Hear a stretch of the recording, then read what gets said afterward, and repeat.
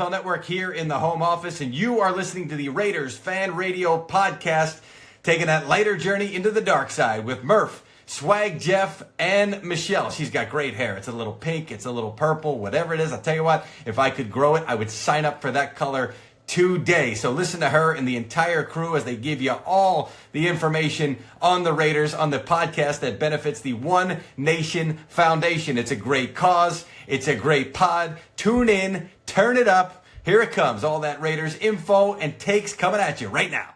Jackpot, baby. Raiders Fan Radio. Oakland, LA, Oakland, Vegas, Raider Nation, wherever, forever. You got your old Uncle Mosh and Raiders Fan Radio from Murf's Man Cave, taking a lighter journey into the dark side. Sit back, put your feet up, pop a top, and enjoy the ride. Here we go! Look left, look right, Paletnikov, a leaking pass, touchdown! We miss you, we love you, and we'll see you in the Hall of Fame. When you have great coaches, then after you have great coaches, you get great players, you have a great organization, and you tell them one thing, just win, baby. Way up the middle, intercepted Piano at the 50, time running down, Oakland football, and I think Oakland victory. The Oakland Raiders have scored on the most zany, unbelievable, absolutely impossible dream of a play. Well, I love this team. I think this team can win. I think this team can win. You are listening live to Raiders Fan Radio. Take it away, guys. Why? Thank you, Brett Musburger. Is this thing on? Hello? Did the podcast dad finally get this thing figured out? Man, as they are literally laying fiber outside the house today as we speak. Hopefully we'll get this thing turned on soon and we'll resolve some of these internet issues because someone decided to move out into the middle of nowhere where there's literally no internet. You blew it. I blew it. Actually, we love the place. No, but yeah, man, you got to truck in sunlight out here. But anyways, we appreciate you, Raider Nation. Appreciate your patience as we had a couple of false starts there, and hopefully we will. The Raiders themselves will have less false starts than we have around here, if you know what I mean. But appreciate those of you that have hung around long enough and are jumping into the chat room there. Is that what they call it? Is that what the kids call it? Are they calling it the chat room? I think they're calling it the chat room. Is. Is there people in the chat room now? There are. Wow. Okay. Wonderful. People in there. Really? Okay. Wonderful. Well, thank you to all 32 of you, and thank you to the 5 people that joined us on our TikTok live before we went live on here. So I think if you're akin to the TikToks, you like the TikTok lives, do you?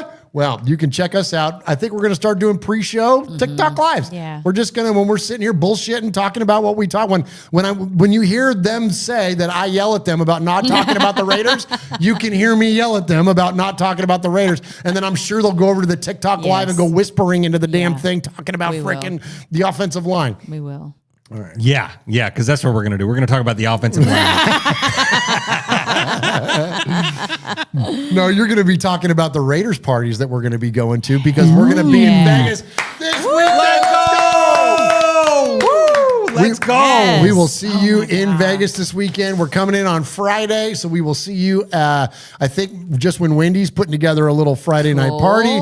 So we'll definitely make an appearance. You know, because that's what we do as highly influential members of Raiders fan media. That is true. We want to make appearances. But so we're going to dip over there and go say hi to Wendy. I think that's going to be at the M Hotel or it's going to be at Mandalay, one or the other. So I think they said they're going to start at Mandalay and wind up at the M or something like that. Well, that's where we're gonna be. A lot of it is Mandalay, plus because it's right next door. So we'll see. It's alumni weekend, so there's alumni bumping around all over the place. So depending on like who's kicking it around Mandalay, I may just want to hunker down there, but we'll see. Yeah. But anyway, so look forward to seeing you there for that, and then we'll see you on Saturday, of course, at the amazing Raider Dad tailgate. Cannot wait to get out there and see the kids. Right now, I think we're up to 39 kids. Underprivileged kids and their families, their parental figures, to not only take them to the Raider game, but we're going to treat them to an amazing tailgate and hand out. I found a bin of old Raiders fan radio shirts from back when we used to do our own merch. So I'm going to bring a bunch of those and then we'll give them away on the show too. But we're going to do a bunch of those to bring. We've got some One Nation Foundation jerseys we're going to bring bring. We'll be giving away a lot of stuff at Raider Dad. I might even bring a couple of bottles of this stuff. The old Bolitnikov Chardonnay, and share that with some of the fine folks out there, some of the parents as well. And speaking of the Bolitnikov Chardonnay, we've got a handful of these to give away tonight. Well, not a handful. We're going to give away a few. We're going to give away these as we go. But Angela was so kind, and I've got her in respect later, so I'll talk about it more in depth later. But Angela was so kind to send us a case of this wine, and so we're going to be giving that stuff away. But anyways, appreciate all of those of you that are in the chat room. Look forward to seeing as many of you as possible this weekend. Look for us at the tailgate. Look for us at the hotel there at the parties, and then look for us at the game. And so we love it when we get to run into folks that are familiar with Raiders Fan Radio. So definitely holler at us. All right.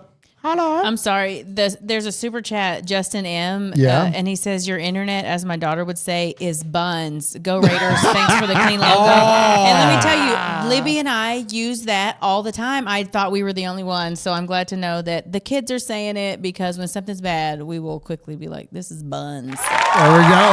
So thank you for that super chat. Well, and Justin M., that's Justin Marmon. Absolutely. That's our sponsor from HTeo, which we've got an HTeo spot coming up. We kind of getting some traction on the advertising. Holy cow. Yeah, we do. We've got HTeo. We've got ZipRecruiter coming to you tonight. And we've got, of course, the great folks at FanDuel that support this show amazingly as part of now the audio podcast of this show is part of the Believe Network. And we are very, very proud to partner with FanDuel as well heading into this football season. This is episode 379 for those of you that want the tail of the tape. And we're going to get to the 379. We always take our episode number and tie it back to something significant within Raider Nation. But first, I want to introduce you to my two co-hosts for the night, and then I want to talk a little bit about FanDuel. So without further ado, let me turn it over to the man that adorns the left side corner of the newly refurbished Murf's Fan Cave, my best friend and yours. He is Swag Jeff. It's time. What up, Swag? Man, I'm already in Vegas. No, bro. I'm already there. You're already there. I'm already there, man. Mentally, I'm there. I'm fired up. I can't wait to see Raider Nation. I can't wait to see Allegiant Stadium. I can't wait to see Raider Dad. I can't wait for can't wait for the pool day that we're gonna have. I can't wait for I forgot to tell you, check us in a pool. Oh my gosh, man! Like it's gonna be so much damn fun, man. I'm so fired up. I can't wait. And you know what else I can't wait for tonight is guys like Kevin the Raider Nerd dropping $50 for the One Nation Foundation. Yeah. So Kev right now is the leader in the clubhouse.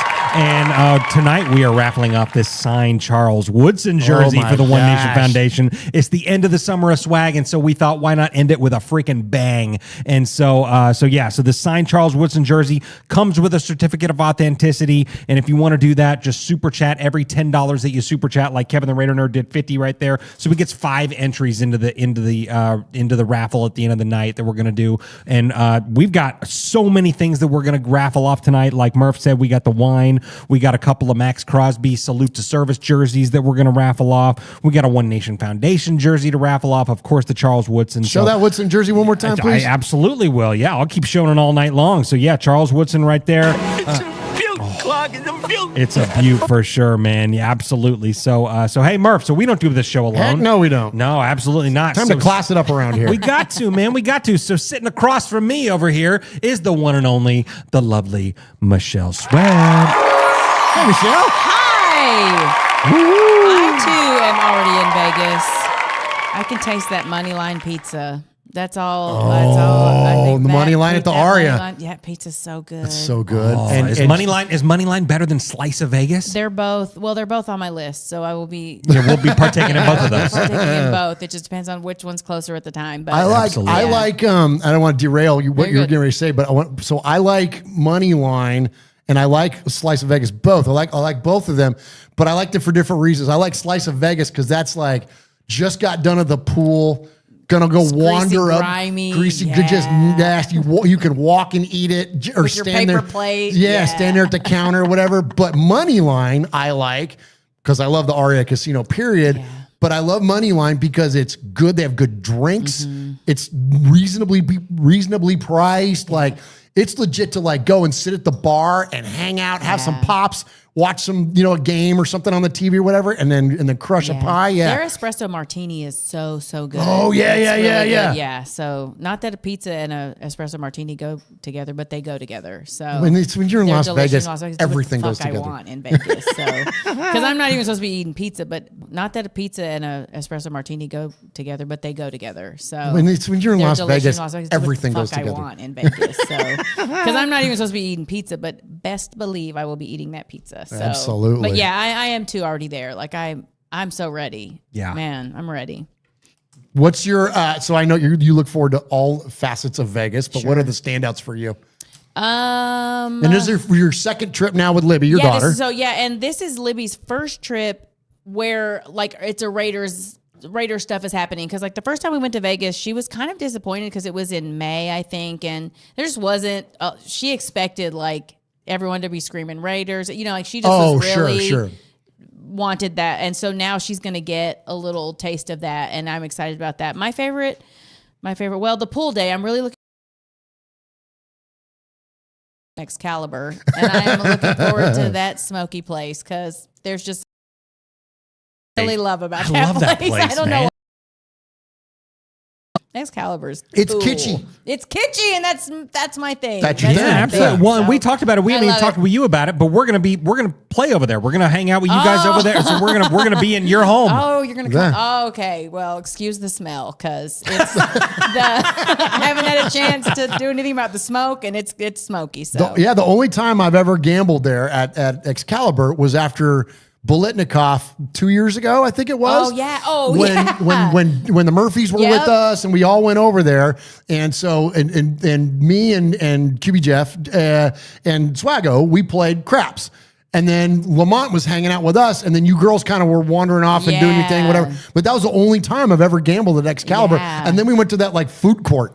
Yes. And here we're all in our suits and dresses, and everybody's freaking dressed as nice as you can get. And we're up there like crushing meatball sandwiches at the food court. Oh, yeah. Excalibur, man. It was fun. Absolutely. Yeah. But there lies the dichotomy of Vegas, though. Absolutely. Just like you can have an espresso martini and a slice of pizza, you can also be wearing a suit and crush a freaking, an Italian cold cut combo at the freaking food court. That's the life. Yeah, absolutely. Yeah, we went because you guys don't eat shellfish. Oh, because Jeff's allergic to it, we were and you hungry, don't. and I hate it. And so you were starving, and so we were like, all right, well, the rest of us will go with you.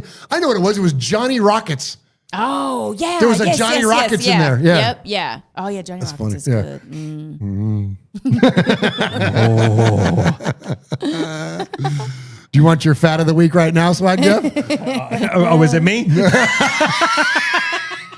All right, I want my share of that for sure. Yeah, you do. Oh my gosh! All right, so hey, let's talk a little bit about the good folks at FanDuel before we get into our episode number. So, the good folks at FanDuel have sponsored this show. You can see it down there, just here on the bottom right of your screen as you're watching us. And I was really hesitant for many, many years around this show to take on advertisers and donations and things like that. And it wasn't until the formation of the One Nation Foundation then we realized that with the money that we can make, we could give it away and support some amazing Raiders-related charities. So now I'm like an unapologetic sellout. Like, you can buy us in a second. And so any of the ads that we're reading tonight, any of the donations that are coming in tonight, 100% of that money goes away to Raiders-related charities like the good folks at Raider Dad we talk about all the time, good folks at Bolitnikoff we talk about all the time. We've already hit our soft goal for Bolitnikoff of $10,000. We're barreling down on 12. It would be nice to get to 15, which is the most we've ever given to them. I don't know if we're going to make it there. I don't know if we've got enough runway for that, but we're going to make a decent run at this thing and definitely probably finish ahead of where we were last year, which was a shortened year for us last year. So all that said, I'm an unabashed sellout. So, and speaking of selling out, we've got this amazing advertising partner. The folks at FanDuel kick ass. They are great. Like, they are super cool to us. The fact that they are this national brand with big time, like, I just saw the Bussin' guys are doing like a new national commercial, and like Kay Adams and Rob Gronkowski and whatever, you name it, used to be Pat McAfee. Like, for them to partner with a little old show like ours, like that just means the world to us. And so support the good folks at FanDuel over there. If you do any posts about your betting or whatever like that, tag us in it, tag Believe, tag FanDuel, just let them know. And I'm having a blast with it. I was telling Jeff and Michelle earlier before the show started, I've been betting baseball and crushing it. And I'm not normally a big baseball bettor, but I was like, well, I want to use FanDuel, so I want to, patronize them. So I started using it, and I love it, and I'm up. Like, it's going well. So the winnings I've had at baseball, I turn into futures on football. So I've got Ashton Genty for Rookie of the Year. I've got the Raiders to win more than 8.5 games. I've got the Raiders to make the playoffs. I've got the Raiders to finish second in the AFC West. I'm just hitting all these things. I'm getting ready to. My next one I want to do is I want to do Brock Bowers to to have more than 1,200 yards. I've already got Brock Bowers to score more than 5.5 touchdowns. That to me, Michelle, was a no-brainer. If Brock Bowers doesn't get more than 5.5 touchdowns, what the fuck are we doing? Like that to me is just a safe. That's a given. That's almost like a free play. Yeah, like that just makes sense. If he doesn't, then something's gone seriously terribly wrong. yes. Yeah. Then this is going to be a 3-win season for us. You know what I mean? Oh, yeah. And it's not. Sorry, no. Yeah, Michelle was yelling at us earlier because me and Jeff were going over some Jamarcus stuff. Oh, we were going down that memory lane. But we were going over some of the stats and stuff. We were talking about how, you think we got it bad now or over the past couple of years, Raider Nation. It was nothing compared to what was going on before. But Michelle was like, don't you be bringing that stuff up, man. Like those days are over. That juju in the we got to forget about that. Yeah, forget about that's that. painful. 100%. That was brutal. All right, Swag Jeff, are you ready to give our episode number over there? Absolutely. Unless you got anything you want to say about FanDuel. Yeah, well, so I'm telling you, I think that this game is going to be a big win. I think we're going to bounce back, at the end of the day. Are you talking about the preseason game? Yeah, man, the one we're going to because, speaking of, we're going to be in Vegas, we're going to be betting, we're going to be gambling, we're going to be partaking, we're going to be doing all that kind of stuff. But, my sports betting is not going to be at the sports book. It's going to be right there on my phone at FanDuel because they got some amazing odds. I would take the Raiders at a -5.5, and then I think it's going to be a big win. I'm betting hard on the plus 14 points victory.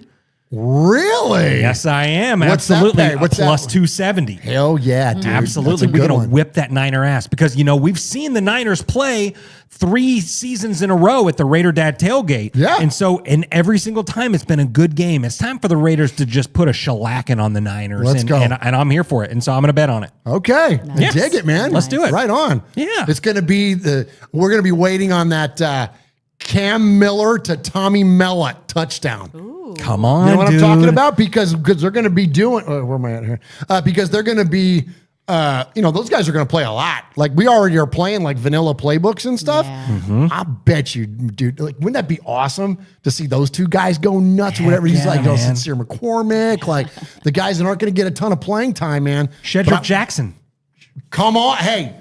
Who is coincidentally or not coincidentally? Yeah, we love a Jackson around here, and who else knows but Bo? Bo knows, and so Shedrick Jackson is Bo Jackson's great nephew, and last week had 4 receptions for 76 yards and that beautiful touchdown pass from Cam Miller to Jackson right there, and that was solid, bro. So yeah, so much respect to him. That'd be nice, man. That'd be nice. Wouldn't it nice to see a Raider quarterback throw downfield? Isn't that nice? Oh man, isn't that nice? It's so nice. It's pretty nice. It is nice. Just what a concept. Air the ball out. Like, that's come on. Literally one of the foundation, one of the pillars of this freaking franchise. Yep. Al Davis said, "I'm not interested in first downs. I want touchdowns, man." There you go. It's nice to see old there Cam you Miller go. Yep. rip one downfield and then have a guy like Shedrick Jackson that can go get it and take it to the house, man. Oh my gosh! Did you see that pump fake that he did? Oh, dude, sold me. That's so I fell good. off the couch. I was drinking too. Well, yeah, of course you are. Oh my gosh, I had so much fun watching that preseason game. I had so much fun on Twitter because it's funny because like in a regular season game, I'm a lot more locked into the game than I'm playing around on social media. But for a preseason game, I was goofing on social media and had a freaking riot with people, man. It was so funny. The overreaction of the game and people losing their minds and all that. Like, y'all chill out. Like, I took a picture of, it was that when Seattle scored that first touchdown. So I took a picture of the TV and made a little screenshot of it and I put it on Twitter. And all I wrote was, well, now that the season's over, who y'all thinking for the draft? and it blew up, and people just laughing and just having a lot of fun with it, and it's the truth. But I said it jokingly, obviously, but you know what? There's, pardon my language, earmuffs. There's fucking fans out there that think that this preseason game is an indicator of how the season is going to go. Yeah. Like, they go to extremes much?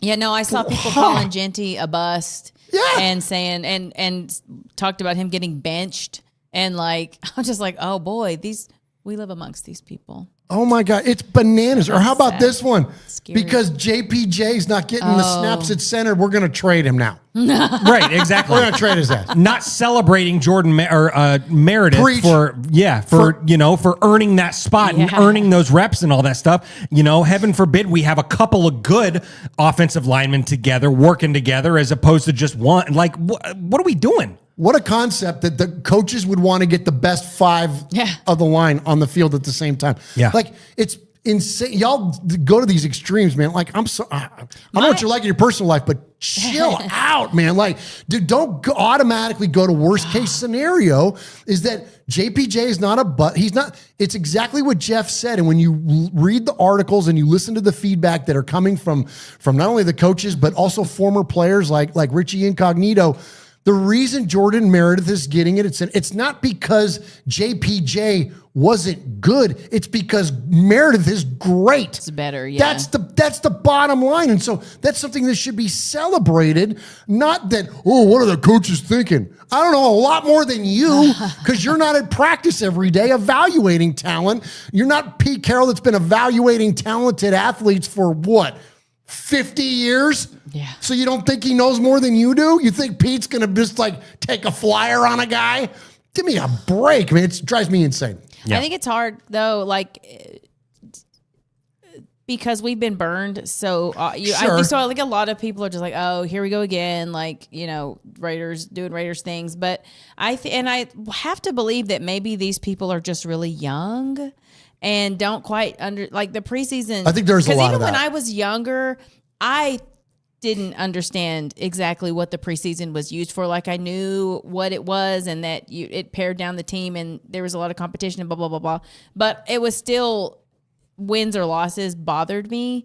And now, because I'm older, I have a better handle on exactly what they do in the preseason. They don't play their best play. Like, they don't do the things we're going to be seeing in the season. They're really just evaluating where people are falling on so I just have to assume, even though a lot of them are probably old, I'm going to assume that they're young and they just are new. Well, I think that's fair. And we've talked before on this show, and I've really tried to make an effort to not shit on younger Raider fans because I understand your world as a younger Raider fan has been miserable for the most part. It's been pretty brutal, and so, I get it that the days of the 70s and the 80s, those were our times, and those are times that we can connect to. And for younger fans, even fans Jeff's age, for crying out loud, aside from the early 2000s, the only way you can connect to that stuff is through YouTube and NFL films and all that kind of stuff. But they're not going to have that visceral connection that we do. Like that, I remember the Raiders winning the Super Bowl, and I remember what it meant to my family, and I remember the reactions that I got. And so I understand that, and they're not going to have a link to those things. So I really try to be understanding of younger Raider fans. That said, there is also a portion of those younger Raider fans, you just don't know what the fuck they're talking about. No, they It's just like you're just running away with things, and they're comparing it to things that are irrelevant. That also a portion of those younger Raider fans, you just don't know what the fuck they're talking about. No, they It's just like you're just running away with irrelevant that have absolutely nothing to do or the overall performance of where the Raiders are going to go. I understand this. You're the most diehard Raider fan. You haven't been a diehard Raider fan for 50 years. I have. Okay. So I'm going to have an advantage of time at a minimum. Right. And so like educate yourself on an opinion. You know what I'm saying? Though, they have the internet now to understand more than we did. Sure. And of course, I was 6 when we last won a Super Bowl. So even for me, I don't remember it. I don't remember that happening. I don't have any recollection of that. And so, but now, even if you are a younger Raiders fan, you still have access to this to help you figure out to pump the brakes. Don't overreact. But also, I think that's what this is for, too. It is very good for helping people overreact. Well, that's very, very, very true. Well, I think about when you look at the career of Jim Plunkett, right? Yeah. Jim Plunkett won 2 Super Bowls and wasn't the starter in either of the seasons that he had won the Super Bowl.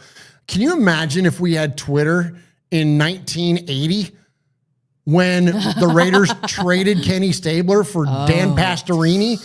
You know what I'm saying? And then breaks his leg, and now all of a sudden here comes Jim Plunkett, unproven after a couple of bad stints with the Patriots and with the Niners, and what people would have been losing their minds, been like, oh my gosh, the world is ending.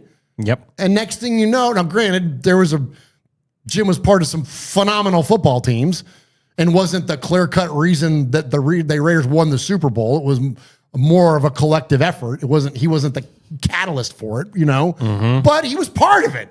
And he was good when he had to be good and good enough to win a Super Bowl. But then all of a sudden, then you're going into the 83 season and same thing. He gets benched. They drafted his replacement the year before in Mark Wilson. There you go. And now, you know what I'm saying? 100%. And then it's you got this battle between Mark Wilson and Jim Plunkett. Can you imagine what social media would be doing in 1983? Y'all would be freaking the F out. Oh, yeah. You know what I'm saying? Every time Jim Plunkett dropped back and threw a wobbly pass downfield that got intercepted, you'd be losing your mind. And now, for people that don't remember those days, you think he should be in the Hall of Fame. You know what I'm saying? Yeah. But if you would have been part of it back in the day, you'd have a completely different reference point. So that's all I'm saying. That's real. And I didn't mean to stand on a soapbox and bitch about Jim Plunkett, but make it about him. But I'm just trying to use that as a fair example that hey man, there's endless examples of that throughout Raiders history where you could have done and said the same thing should social media have been part of that back in the day. Because again, we didn't have social media, but I had a family and I could hear them talk. And I remember the shit they used to bitch about. You know what I mean? And they just didn't have, an iPhone and the 2 thumbs to go hack out a tweet and just, whoops. Speaking of the phone. Anyways, I've rambled enough now, Swag Jeff. Let's get to our episode number, which is 379. Yeah, here at the top of the show. Yeah, of course. Well, we're fired. It's football season started. Jeez. Oh my gosh. So we're all, high on this season and all this stuff. So let's not just that, apparently. Well, hey. Let's bring it down a notch. So this episode is 379. And so we're going to start back in 2006. Oh no, you're going there, aren't you? The Raiders go 2-14. And with the number 1 pick, they draft Jamarcus Russell. Fast forward to the 2009 mighty Oakland Raiders. Oh no, they go 5-11, right? Oh hey, that was a hell of a turn. Jamarcus throws for 3 touchdowns, 11 interceptions, 9 fumbles in 12 games. He is sacked 33 times. That is he had an 11.83 drop back sack rate. So 1 out of every, say, 9 dropbacks, he was getting sacked. You are a thief of joy. I know. The Raiders score the 2nd lowest ever points in team history at 197. But more importantly, I guess, is that they allowed 379 points. Now, Jeff. Why? There was not another stat? Nope. That was it.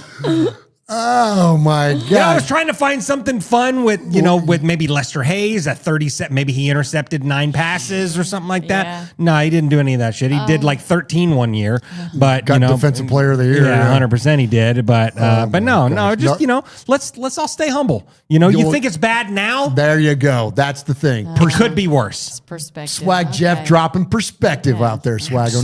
Nicely done. Absolutely. So speaking of dropping perspective, hey, we are raffling off this signed Charles Woodson jersey for the One Nation Foundation. So if you joined in late, every $10 super chat in there tonight goes to the One Nation Foundation. Whether you donate 10, whether you donate $500 or whatever, you get that many poker chips. And like I said, it's going to the One Nation Foundation. So we've raised a couple $100 so far tonight. So yeah, let's end the summer of swag with a banger, bro. Nice. Yeah, let's do it. Hey, before contact info, Michelle, will you please shout out the amazing chat room? I sure will. And maybe read some comments or super chats that we got going on in there. Okay. They pissed. Jay Harris said They ball pissed. gag him, and I just have to agree. Jordan Ford is in there. He has 2 pissed in your Cheerio, Swaggo. Seriously. Martin's in there. Let's see. Oh, Matthew Mangus is in there. He's very, very upset at you for that. Hooligan's in there. In fact, everybody's upset at you. Oh, we lost about half of our viewers, too. Did we really? Yeah. Chronicles of the Black Are you Girls serious? in there. We went from like 80 Paul's to like in there. 48. Bro, what the Jeez. hell? Ernesto's in there. Let's see. Raider Rick, Alex M., Jordan Ford, it's my Mr. fault. Wilson's in there. It's It is your fault. all the young people just They did. They were like, They're like, F this we're going to boomer. TikTok. Yeah. Out of this dude. Daniel Mangus is in there too. Listen, everybody's in there. They are a little sad though. So what can we do to bring up the mood? Oh, well, we're going to talk about the Raiders. We're going to give some do that. respects. Let's hit some contact Absolutely. info. Do I'm that. gonna talk- Hey, Uncle oh, Mosh. actually, you know what though? But after we get out of content, I want to ask you guys about an off-season activity. Oh. That it's Paul inspired my thought. Okay. Woo! Hey, Raider Nation! You got your old Uncle Mosh here with an updated contact info. So sit up, zip up, shut up, and pay attention. You can call us at 909-345-3346, or as Murf would say it, 909-345-3346. How about emailing me? You want to email me? Email me at show@RaidersFanRadio.com. Or what about reaching out to us on some of that social media stuff Swaggy likes? Try Facebook at Raiders Fan Radio Podcast. The Twit at Twitter at Raiders Fan Radio. Insta something. Instagram at Raiders Fan Radio. The ticky-ticky-tock. TikTok at Raiders Fan Radio. Or what about the Twitch?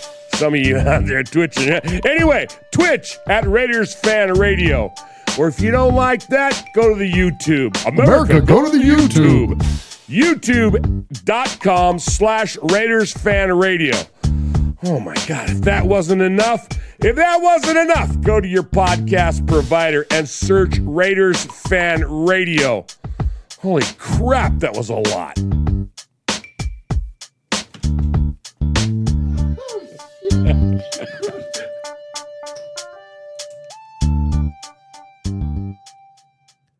Good. Oh, nice. Nice. They heard that all the way out in Vegas. Yeah, they did. Oh, yeah, they did. Yeah, they did. Yeah, they did. All right, so I got a fun question for you guys, and so this made me think of. So I was talking to Paul, and we were on the Twitters there, and we were talking about the Beatles. Right? We were talking about some Beatles stuff, and so it made me think about something that we've talked about a little bit off the air, and this is not Raiders related. We're gonna spend 5 minutes. Take it easy, and then we're gonna do Raiders shit for 2 hours. So relax. Man, I'm yelling at everybody tonight. I'm like, Yeah, holy cow. Internet thing really. We need to get you a set over the cocktail in edge. Vegas. We just need to get that's you what there. happened. It's the internet thing's got me all We need a freaking table and a drink. jammed up here. Yeah. All right. So, but anyway, so it was reminding me about the things that I do during the off season that I wouldn't normally do during football season. So like I listen to a lot of podcasts and normally, and I listen to a lot of sports informational podcasts. I don't normally necessarily listen to like other, like, no offense to anyone, we love so many of them, but other like fan related stuff, because I don't ever want their opinion to be my opinion. And it's like, I support them and I subscribe to them and like all that stuff. I just typically won't let them on the mower for 5 or 6 hours. I won't sit there and listen to those Raider shows, but I'll listen to like the national stuff. I listen to a lot of the NFL overall podcasts and things like that. And so, but during the off season, we don't have that. So I listen to a lot of music. So I listen if I'm driving, if I'm at the gym, if I'm on the mower, whatever, I'm listening to a lot of music. Well, I heard Jack Black talk about this thing called the Chrono Marathon. And so that's one of the things that I've done this year is you take a band and you start at their very first album, their very first song, and you listen to it all the way through to the very last album, the very last song. And so I started with Led Zeppelin. Paul, maybe remember this. I did the Beatles. Oh, nice. Then I did the Doors. And now I'm in the middle of the Smashing Pumpkins because I want to do something a little newer. I know it's not new. It's 30 years old. But it's newer than 1969. So that's kind of where I'm at. What do you two do? And what is the chat room? I want to hear your things. That's because we're all football junkies. Yeah. When football's not around and there's not a lot of content, what are you doing to spend time? Someone go. Well, I mean, I create art. You're creating your art, sure. Or I'm rearranging the house, painting a room, rearranging the house. The house is like my biggest art project, so I'm doing that. But I listen to music all the time. Like that's what I'm doing. Even if the TV's on and there's a movie on, it's usually muted and there's music playing. But okay. I love that idea though of taking. I've done that with Zeppelin just because. I've done it with the Beatles just because. Sure. Steely Dan. I've done it with a lot of Foo Fighters. Still mad. Dave. Yeah, I am. I'm still mad. But yeah, I love that idea. I need to do that. I'm going to do that. It's fun. It's really interesting because you get the whole like career path of the band. And I don't like doing bands instead of individual artists because you learn the dynamics between the band, not how someone evolved, but how a collective evolved over time. It's really interesting. And I also recommend don't start with the Beatles because it'll ruin everybody else for you. You know what I mean? Like don't start with the Beatles. But it's a lot of fun. I also love to go see live music too. And I don't get to do that as much during the football season because there's so much going on already. So I do love to go and see live music. Yeah, right on. Yeah. How about you, Swag? Yeah, I watch a lot of movies with the kids.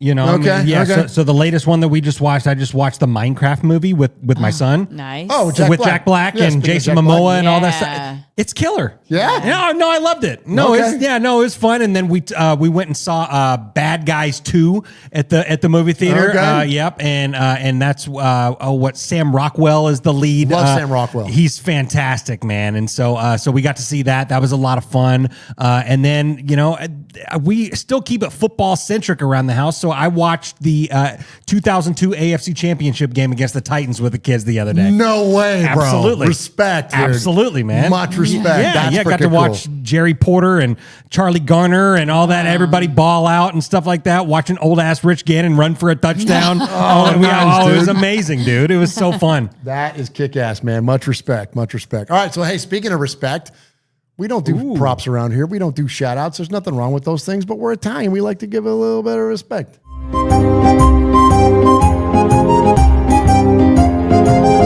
Murf, Swaggy J, Nation, it's time for a little respect.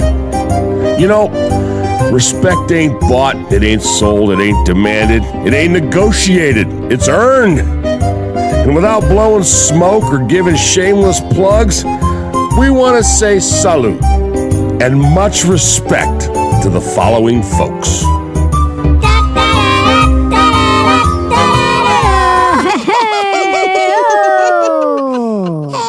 Uncle Mosh, I had lunch with him today. Hey, what? You okay over there? I'm just sharing drinks. Oh, hey, nice. Getting ready for Vegas. Oh my gosh. We ain't even in Vegas yet, bro. Holy cow. Oh my gosh. Well, at least I spilled it on me and not you, which is usually where I spill drinks. Surprised. Yeah, I'm surprised you didn't reach me. It's if not there over. wasn't, If there wasn't valuable electronic equipment between us, don't doubt it for a second. This thing wouldn't be chucked at you right now. I know, right? Yeah, absolutely. But hey, so anyways, we like to give a little bit of respect. So out of the gate, I want to give respect to the amazing Angela Bolitnikoff. I'm holding up the Bolitnikoff Chardonnay. Not only does she do absolutely incredible work with the Bolitnikoff Foundation, Tracy's Place of Hope, and the St. Jude's Ranch, and all the amazing work. Just one of the nicest people you will ever meet in your entire life. Her and Fred are the absolute. I mean, just they're gold, man. I can't speak highly enough of who they are as folks. And this is not dropping names, but I get an annual phone call from Freddie like right before the Crab Fest, which is coming up, and just kind of checking in and whatever. And we talk about what we're doing donation wise and whatever. Same thing with Angela. I had a chat with her for 45 minutes the other day on the phone, just talking about life and talking about the foundation and what they're doing and what their goals are. And they're opening up new places. They're refurbishing the older places. They're just doing incredible work, taking these young women and giving them safe spaces and getting them out of dangerous situations when they're at risk of domestic violence and substance abuse and human trafficking and like the worst things of the worst that you can think of. And they're taking in these young girls and helping them rehabilitate. And it's just incredible. And so I can't give her enough credit for not only who they are as people, but their actions and what they're doing. And then she was like, hey, she goes, whatever we can do to help your fundraising, let me know. She goes, can I send you something? And I was like, sure. And she goes, what about a case of the wine? She goes, I want to get the name, I want to get the Chardonnay out there. She goes, I'll send you a case of the Chardonnay. I'm like, okay. I'm like, thank you. So Angela Bolitnikoff sent us that case of Chardonnay, and we're going to share it with you guys. It's not for us to keep. It's to send out to you all. So we'll be giving it out as we go and meet folks out in Vegas, and we will be giving it out tonight as secondary and tertiary prizes. So thank you so very, very much to Angela and the whole team over there at the Bolitnikoff Foundation. Woo-hoo. Absolutely. All right. I also want to give respect to one Eric Allen. Hey. We didn't talk about Eric on the last show, but Eric has recently, not only is he a Raider broadcaster and former Raider great for a very short stint, but still, with that, obviously he was inducted into the excuse me. Inducted in, man, I'm just hiccuping and burping and spilling your drinks over here, man. Yelling at kids. What the heck are you doing? Jesus, jeez, man. Yeah, I'm telling you, man. Okay, I'm on one, as the kids say. You're on one. I'm on one, absolutely. So Eric Allen is inducted in the Pro Football Hall of Fame, and I thought this was cool, man. Like, obviously he had a storied career with the Philadelphia Eagles, and he had a long NFL career, and the Raiders were just a very brief part of that at the end. But I loved it that he took a minute to call out the Oakland Raiders, and here's what he had to say. In 1998, the Hall of Famer, iconic man, Al Davis and John Gruden convinced me that joining the Oakland Raiders would be the perfect culmination of my career.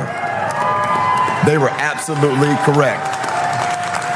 On that team, I played with tremendous coaches and tremendous players. Hall of Fame coaches, Willie Brown, Freddie B. Bolitnikoff. Outstanding players, Charles Woodson, Timmy Brown, Jerry Rice. That was a culmination of outstanding football players, and we wanted to make sure the Raiders were able to come back and be a huge presence in Oakland. So I appreciate the Davis family for welcoming me in and Raider Nation. Thank you. This is my favorite part right here. As Charles Woodson would say, Raiders. Nice. Let's go, Eric Allen. Much respect to the great Eric Allen. All right, I've got a couple more for you here. This, I want to give respect to, and he always gets respect from us around here, to the great Howie Long. Hey, nice. Yeah, so Howie Long went on the Julian Edelman podcast. Did you guys hear this? I haven't heard it. I didn't listen to all of it. Okay, so he goes on with the Julian Edelman. Where is that thing at? Oh my gosh, oh, there it is. Oh, I found it. Okay, so I know that was a close one. So he goes on with Julian Edelman, and Julian Edelman is wearing an Al Davis shirt. He's wearing a shirt that says Al on it. It's got like Al's visage and stuff on it. It's really, really cool. And so he starts asking Howie about Al Davis, and here's what Howie had to say. And you may have heard some of these stories already before, but anytime we get a chance to celebrate Al Davis around here, we always do. And check this out. This is cool. Bill used to, whenever we played the Raiders, he'd always give like a history lesson on the team and the foundation and, how the owner got the team, and Al Davis being a coach sued the league. He would give us a whole presentation on it. He loved Al Davis, and a lot of people, the whole do your job thing was Al Davis that said it to Parcells. Like after something, Parcells was complaining or something about what was going on. And I guess Al Davis just said, just do your job. And that's where it was pretty simple. Used to say it to, the team, and then Bill took it up. And so the do your job came from Al Davis. Just win. Just win, baby. Do your job. You could put those on t-shirts, Yeah. Just win, baby. Just win, baby. Yeah. He'd say, oh, fuck Howard. Howard. He called me Howard. Oh, fuck. You think you're tough. I'm like, this guy think he can kick my ass? He was really, I call him Mr. Davis. I mean, part of it's my upbringing, I never had that. I only got called up there maybe once or twice. One was a contract and we did that over the phone, but the other was a fight I got in and it got bad. And, he just told me not to beat anybody else up. Was he always around? Was he in the building every day? On the field every day. He had a cologne that you could smell him before you could see him. And we were on the far end of the field.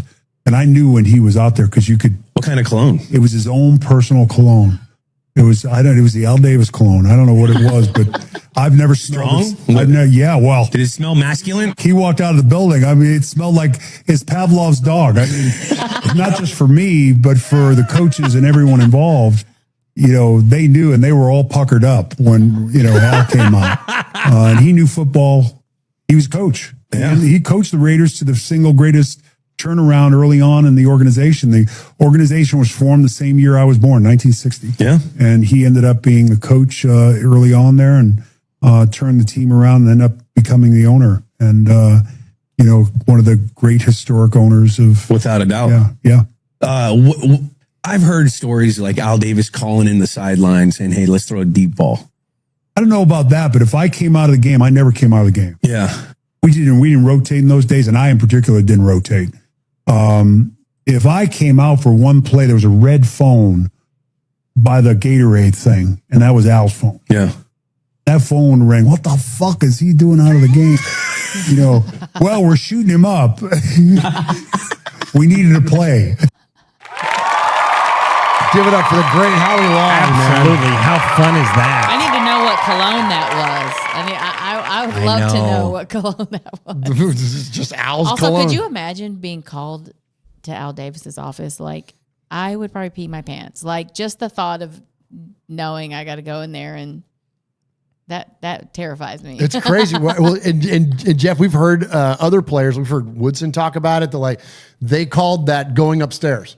Oh. That when they said, hey, you got to go upstairs, it meant you were going to Al's office and had to sit down with Al, and it usually meant some big time contract thing or something. But could be really, really good or really, really bad. Right? Can you imagine how intimidating that would be, dude? Holy cow! I couldn't imagine, man. And standing at the bottom of the steps, about to go up, and you smell that smell. You're just holy cow! Next time we get with Mark. Next time we see Mark at the Bolitnikoff or something like that, we need to ask him, hey, what cologne did your dad wear? Yeah. We need to know what cologne that was. Oh, my gosh. That's amazing.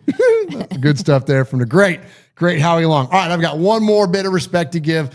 And this is, I know some people are still having a challenge with this, man, but I want to play this soundbite because we talk a lot about the Raiders' past history, and we talk about where the Raiders have been, especially the past couple of years. And it's just, again, that going back to the early conversation, the past 20 years have not been rosy, and younger Raider fans have had a rough time with it. Well, now we are clearly entering into a different era.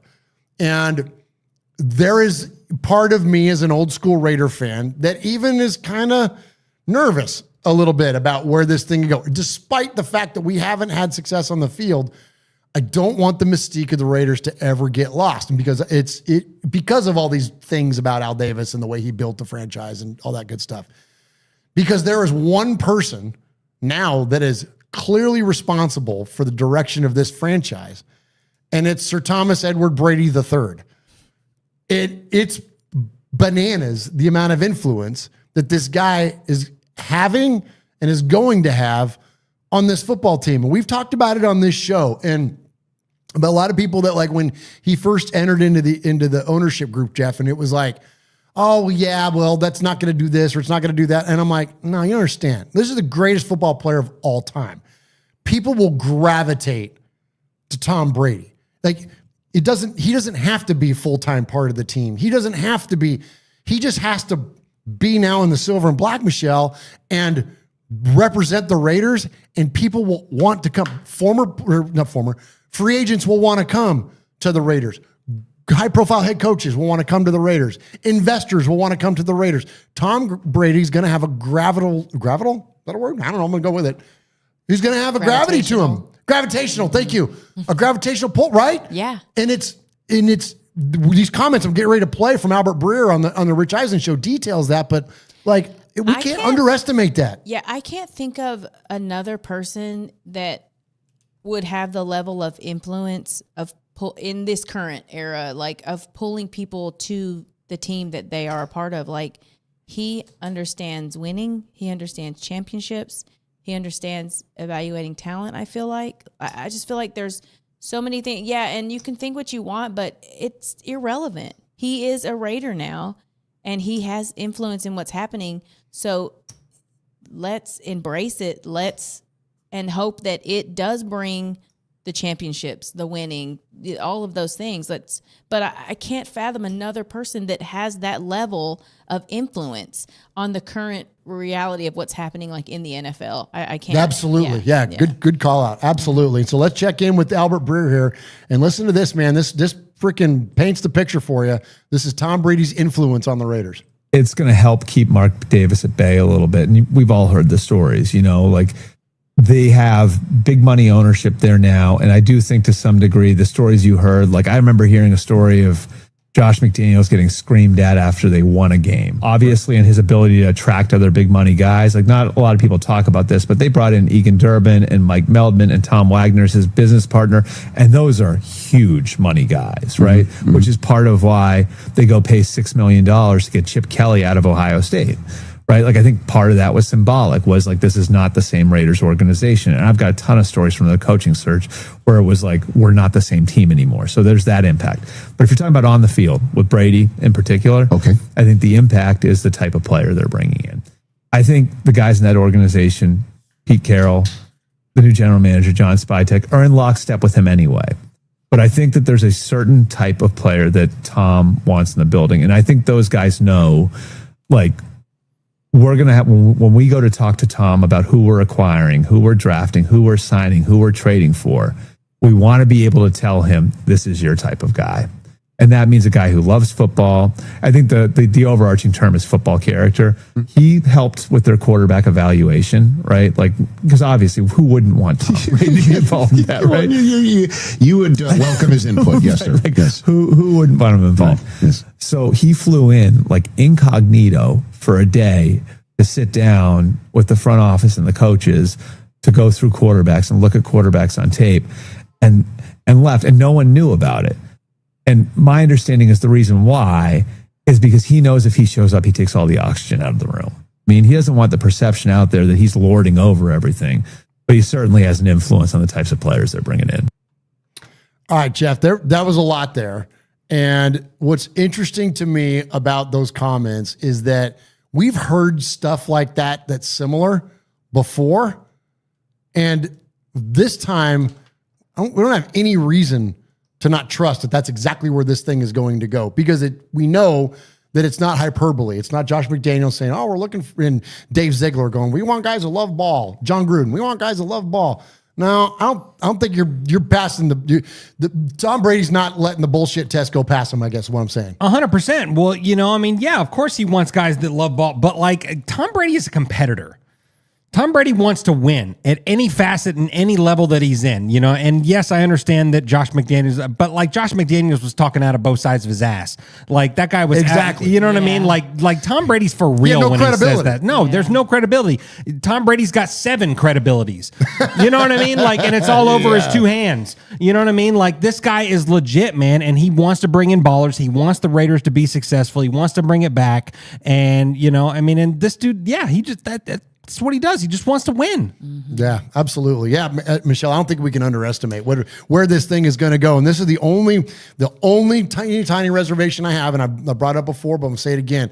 I don't want the Raiders' identity to get lost. I don't want Tom Brady to become the new identity of the Raiders, because the identity of the Raiders is Al Davis. The identity of the Raiders is John Madden, Kenny Stabler. You know what I mean? Like Gene Upshaw. Yeah. Like, I don't want that stuff to get overshadowed ever by who the current owner is. Because listen, Mark, there's no spring chicken. You know what I mean? Like we all got a expiration date. And so where does it going to go from there? And I would just hate if any of that history and mystique ever got lost in that. That's my only thing. I feel like if anyone understands reverence for a team's culture, like it would be Tom Brady. Like I don't think he wants to make it Tom Brady's Raiders. Like I think he wants to bring it back to, I'm sure that him and Mark have had just numerous conversations about Al Davis and what he wanted for the Raiders and how he wanted the Raiders to be and how he wanted them to look. And I don't see it not stay. I mean, obviously things change, everything changes, but I think that is a solidified thing that can't really be taken from it. You know what I mean? Obviously it's in Vegas, so it is a little different. It's different than it was in Oakland. It's different than it was in LA. But I think Tom Brady understands, like, what it means to be. I know he was not a Raider. He wasn't a Raider, but he knows the Raiders, you know. We grew up in the Bay Area. Yeah, exactly. Yeah. So he understands the mystique and the culture. I think he gets that. And now it's a matter of marrying those two things. We have that. Now we want to win. How do we make both of those? 100%. Let's marry those things. And I think that's what he's there for. Yeah, absolutely. And I'm glad that these folks, you know, whether it be, you know, Tom Brady's there, Richard Seymour's there, the rumors that Mark Wahlberger's coming, whoever that is that's coming into the ownership group, do it now, while Mark is still around and here to teach these guys that may not know, hey, this is how we do it in the Raider organization. This is how my dad did it. You know what I mean? Like, this is what it means to be a Raider. Yeah. And so I love that they're doing it now. And I mean, there's folks in the chat room that are still like against the Tom Brady thing. Yeah, I know it. And I understand. As Raider Nation, we hated Tom Brady forever. Yeah, because he was a winner, though. Like that, I think that's why if he had been a Raider, we would have fucking loved Tom Brady. Oh my gosh. Yes. So yeah, we hated him because he dominated for damn near my whole life. Like, and obviously the Tuck Rule, Charles Woodson, like that was personal for me, but it wasn't. I mean, Tom Brady's fault. It was the Walt Coleman. Like, it was his fault. Blame him. Be pissed at him. Because if I'm a fan of the Patriots and I'm the quarterback, I'm not gonna say, "Oh, my bad. That was on me." You know, like, you're not gonna do that. I don't want to advance in the playoffs. Yeah, let's not do that. No. We wouldn't want a Raider quarterback to do that either. No. So I'm with you. And he's not going anywhere. So no, he's not. You got to either accept it or not. I mean, you don't have to, I guess. But if you want to be a full-fledged member of the, you know what I mean, of fandom of this thing, you got to kind of accept it for what it is. You don't want high blood pressure over this. Yeah, like, I mean, accept it. It's 100%, and that's where, like, I never understood the vitriol. I'm saying, I know, and I'm not I don't ever espouse any opinion on this show and expect everybody to agree with me. I'm not trying to sit over here and be right. But what I am telling you, the way that my brain is processed Tom Brady is that because of, number one, what Michelle said, you want to be pissed off at somebody about the Tuck Rule, be pissed off at Walt Coleman, be pissed off at the NFL. That's what screwed us. It wasn't Tom Brady. Tom Brady just went along with the call that was made on the field, okay? Or the one that was overturned, whatever the hell. Yeah. But that's so the vitriol is not there. It's for the officiants of that game. That's who I have a major problem with, and have for a lot of NFL history when it comes to the Raiders, frankly, is how often we've gotten jobbed in calls on the field. And then the other side of it is this.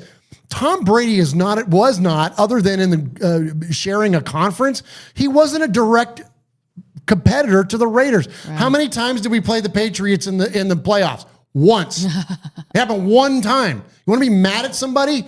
Hate Peyton Manning. He's the one that used to kick the shit out of us every year. Hate Jamal Charles. Hate Patrick Mahomes. Those are the guys that I have a problem with. The people that are in our division. Phillip Rivers, anyone? That's a guy that I can't fucking stand and never will. Like, when I put not care for meter, Phillip Rivers is like at the top right after John Elway. Right. Tom Brady's way down here because they were dominating in the AFC. We weren't even sniffing competing with that team at the time. So listen to us talk about the 09 Raiders, the 06 Raiders, all this shit. We were winning 4 games a year, y'all. Yeah. What the hell does that have to do with Tom freaking Brady? Nothing. What it does have to do is guys like Peyton Manning and Phillip Rivers beating the ever-loving shit out of us. That's what it has to do with. You know what I'm saying? So, like, that's where my victory. Alex Smith. I don't like Alex Smith. Yeah. Wait, you know what I'm saying? Like that's so that's where I get fired up about that stuff. I'm like, focus your energy on the actual enemy. Yeah. Like Tom Brady was not an enemy of our football team. I'm sorry, he wasn't, because we weren't at his level. And right now, our biggest enemy is losing. That's everything else is irrelevant. The Chiefs are irrelevant. The Bills are irrelevant. The Ravens are they're all irrelevant if the Raiders are not winning. Come on, Michelle. That's the thing that needs to change. Everything else. And Frankie Mosqueda said that a lot of the hate's because of the refs and cheating for the Cheatriots. And they probably got a lot of calls called in their favor. But when you're on top, you kind of get, look what superstar treatment. You get the superstar treatment. Get on top, get the superstar treatment. Come on. Win. Yep. Mahomes has it. Yeah. Jordan had it. Yeah. LeBron's got it. Yep. Like every Montana had it. Yeah. They all do. It's Yeah. that's just part of sport, man. Yeah. Right. Yeah. Right. You know? Ron the Materator in there says Saragusa way worse than the Tuck Rule game. Like, come on. If you hate a guy, there's your guy. Dude. You know what I mean? Fat ass Tony Saragusa, rest in peace. God. Yeah. Breaking Rich Gannon's shoulder on purpose in the AFC freaking was a divisional game, right? Yeah. Like, I mean, we just smoked the damn Giants in that game. Oh, dude. Was it a championship game? Yeah, it was AFC Yeah, it was AFC championship, right? game. Yeah, shame on me. Yeah, and so I mean, we just smoked the damn Giants in the Super Bowl that year. You know, like I just something that's who I get mad at. Who costs us championships? Yeah. You know what I mean? The officials in the Rob Lytle non-fumble game. That bothers me because that kept the Raiders from going back to back. And here we go back to the younger fan conversation. Yeah. If you don't know about the 77 AFC Championship game against the Denver Broncos, in which we lost because of a bad call after Jack Tatum blows up Rob Lytle and recovers the fumble and puts the Raiders back in the game, and they whistled it dead and said, nope, it wasn't, and then apologized to John Madden years later that, hey, we got that call wrong. That should bother you way more than Tom Brady because we would have had back-to-back championships in 76 and 77. Yeah. That's, anyways, you fan how you want to fan. I'm not telling you how to think. I'm not saying I'm right. I'm just saying, like, when you apply context to things, Tom Brady is the lesser of a lot of evils when it comes to the Raiders.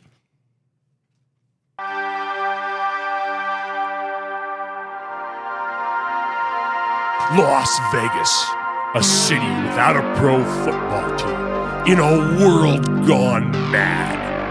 What can we do about it? Acquire the most desired franchise in sports history? Sin City, lost wages, home of the Elvis weddings, and 24-hour debauchery. But finally, a match made in heaven. The Oakland Raiders have landed in the desert with the Death Star as their home. And to celebrate beyond your imagination has come 3 individuals hosting the most irreverent show while paying homage to the storied history of this franchise. Raiders Fan Radio with Murf, Swaggy J, and Michelle, taking a lighter side journey into the dark side.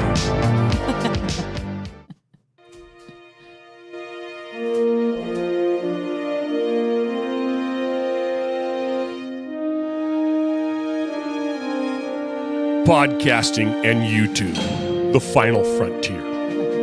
These are the episodes of Raiders Fan Radio. Its never-ending quest to bring you the adventures of the Las Vegas Raiders. Its mission to raise money for the One Nation Foundation and to win over new fans. To support the takeover of opposing stadiums and to continue its lighter side journey into the dark side.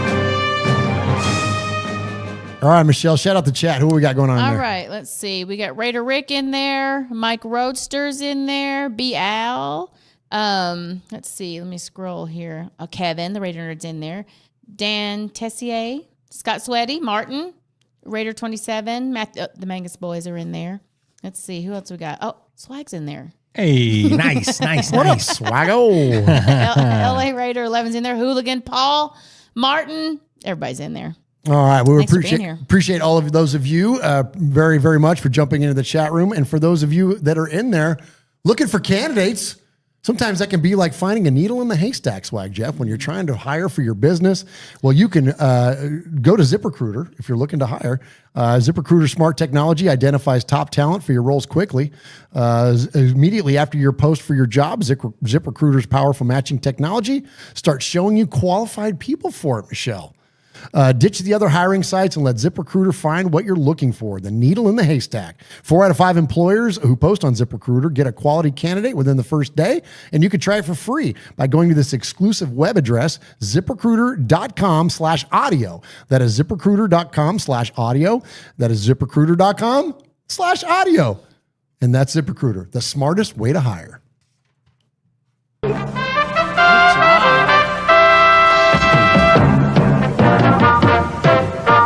This is Raiders Fan Radio. I'm Brent Musburger, and I don't care who wins as long as it's the Raiders.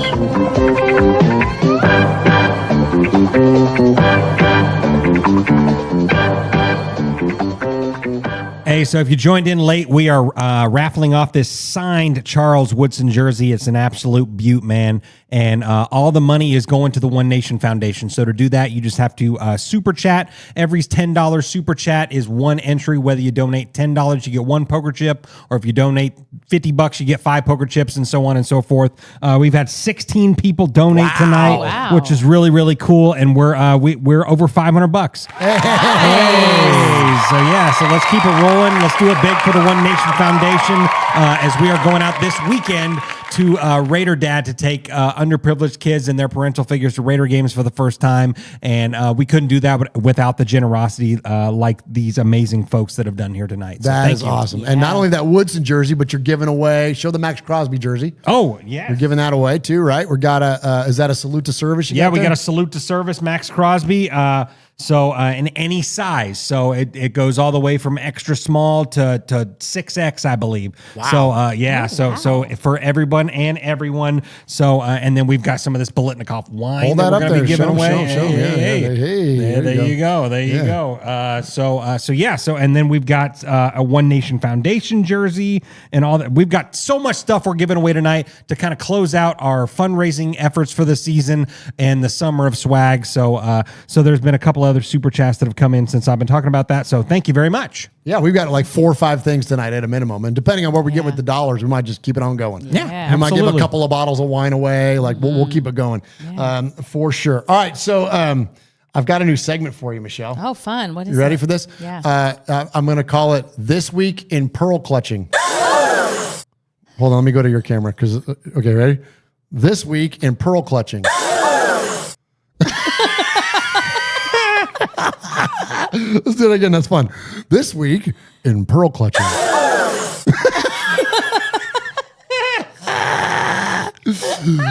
All right. So this week in pearl clutching brought to you by the middle finger. Oh, nice. My favorite.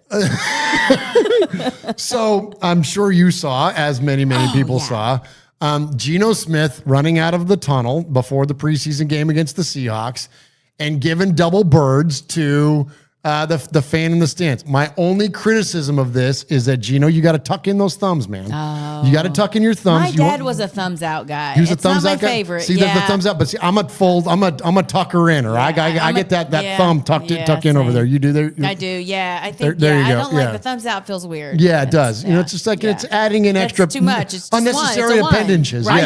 I used to be an outer and a thumb outer guy. Okay. You were? Yeah, I used to be, and then I grew up. Okay, then you grew up. Yeah. Yeah, and now it's just you got to get it. You got to get it as tall as you can get it. That's what I'm talking You know about. what I mean? 100%.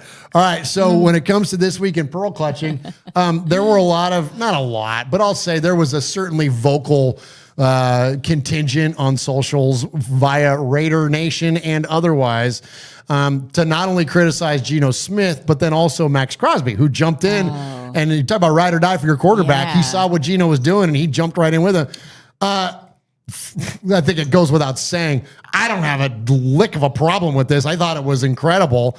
But can you believe that like there was people actually clutching pearls over, God forbid, here you go, more perspective.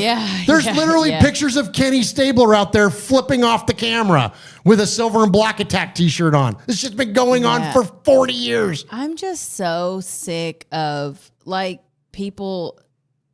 There should have been nobody complaining that he did that. The fact that there are actual people that were clutching their pearls just honestly pisses me off. Like, it really irritates the shit out of me because, one, it's football. We're all grown. Yeah, there's kids there, I'm sure, but like their kids haven't seen their parent flip someone off in traffic. Come on. Or you're at I a flipped football my kids game. off before. Like, they're being assholes. You know, like maybe it's behind their back, but I've done it. You know, I flipped Lamont off for being a turd. You know, like God, lighten up. Lighten up. Absolutely. Yeah. Absolutely. Yeah. If that's the worst thing that your kid sees at a football game, please. And if you're sitting close enough to the field anyways, I promise you're going to hear a lot more than but I'm with you. It was a complete overreaction by a lot of people. And I love our coach. Me too. I love our coach because when asked about this by some dopey reporter, like, oh my gosh, I promise I'm not going to soapbox it. You all know how I feel about media and especially the people that are in the room with these coaches and players.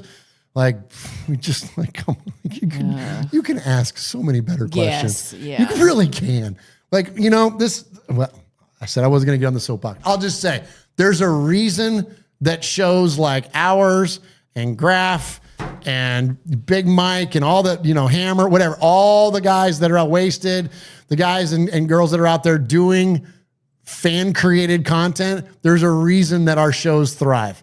Is because the national stuff, a lot of it, and a lot of the quote beat writer stuff, it just struggles. It just struggles, and it shows up when they ask questions in the press room. And here's one, and I think Pete's answer tells you all you need to. And I may or may not have added something in at the end. Gino Smith was seen at the Seahawks game making an obscene gesture, like at a fan with a sign.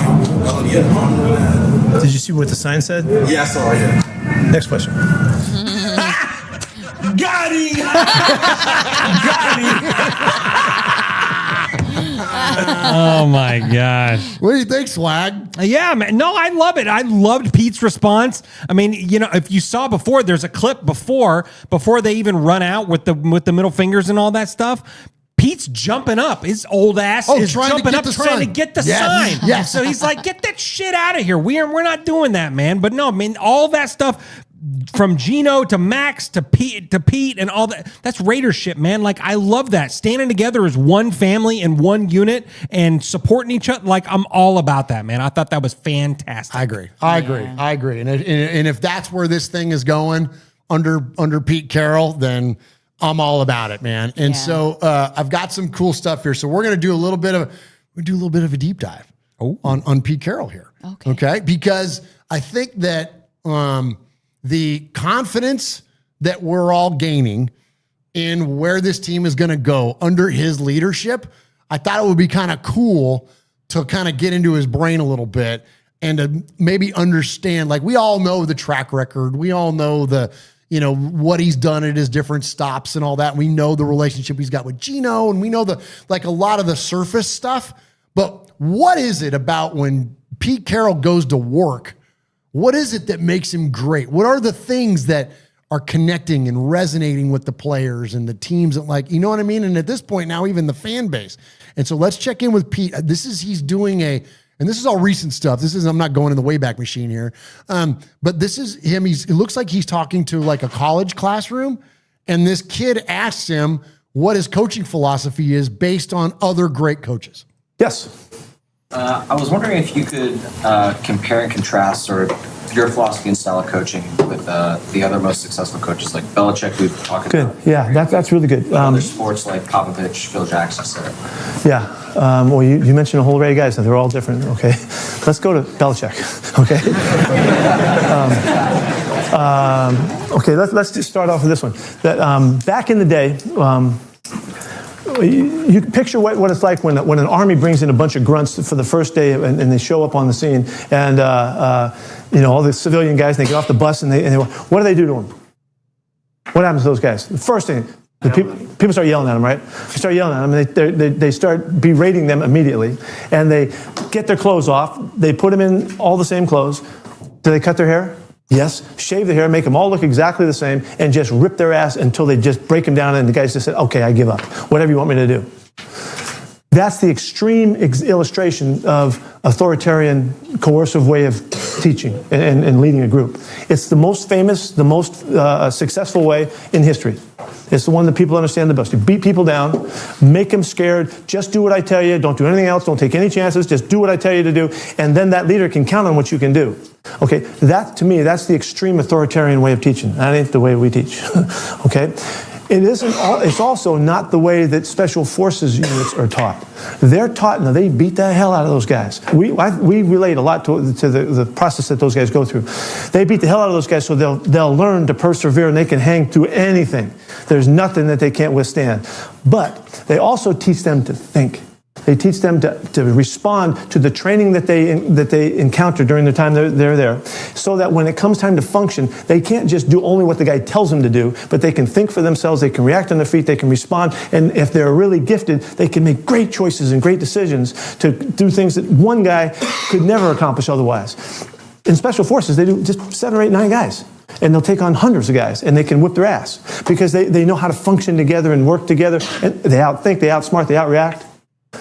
That's the end of the spectrum that we're trying to teach on and coach on. We're at the other end of it. We're trying to celebrate the individual with extraordinary commitment to practice.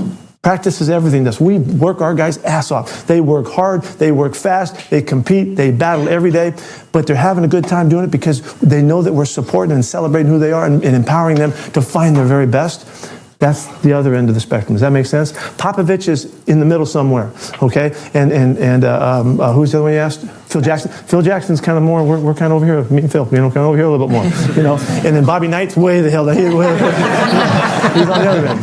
Those are the illustrations. And then it's interesting that the authoritarian way doesn't trust people. They don't trust you because they're afraid that your own personal things are going to get in the way, and you're going to respond out of the norm, and they can't count on you. It's a great way because that's how you control big groups. We just don't think that way anymore. All right, I love this because so I went to college for leadership, and I took a big portion of it was about military leadership and learned from a 3-star general and had learned some things that went beyond just leadership of various institutions, but just life lessons, things that I've taught my sons and what.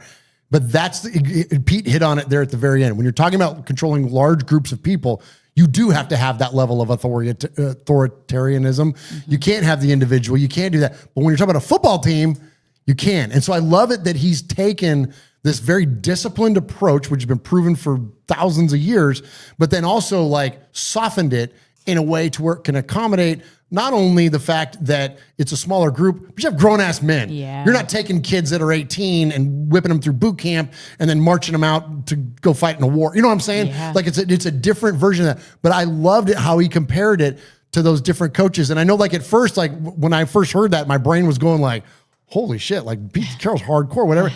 But then he's not. And then he backs up and he goes, that's not what we're doing. But that's Michelle. That's what Josh McDaniels did. That's what Bill Belichick did. But Bill Belichick had 6 rings to back it up. Right. A guy like Josh McDaniels, which doesn't have the bona fides, he goes out there and starts dropping all this shit, this authoritarianism approach to guys. And what do? They rebel. Yeah. And they're like, F you, dude. We're out. You know what I'm saying? Yeah. Because he didn't have the cred. He didn't have the bona fides to back it up. Even back then, I remember bringing up a quote that I had heard, rules without relationship equals rebellion. And that is literally what that was. You just start barking, do this. There's no reason for someone to say, I trust you enough to do what you're asking me to do. There has to be a little bit of trust built for me to think what you're telling me to do is something that I should be doing and not something that I should be thinking that, my own, doing it my own way.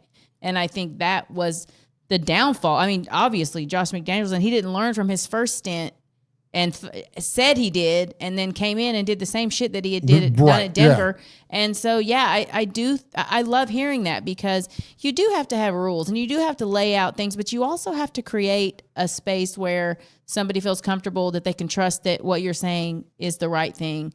And if they don't trust that, they can ask you about it.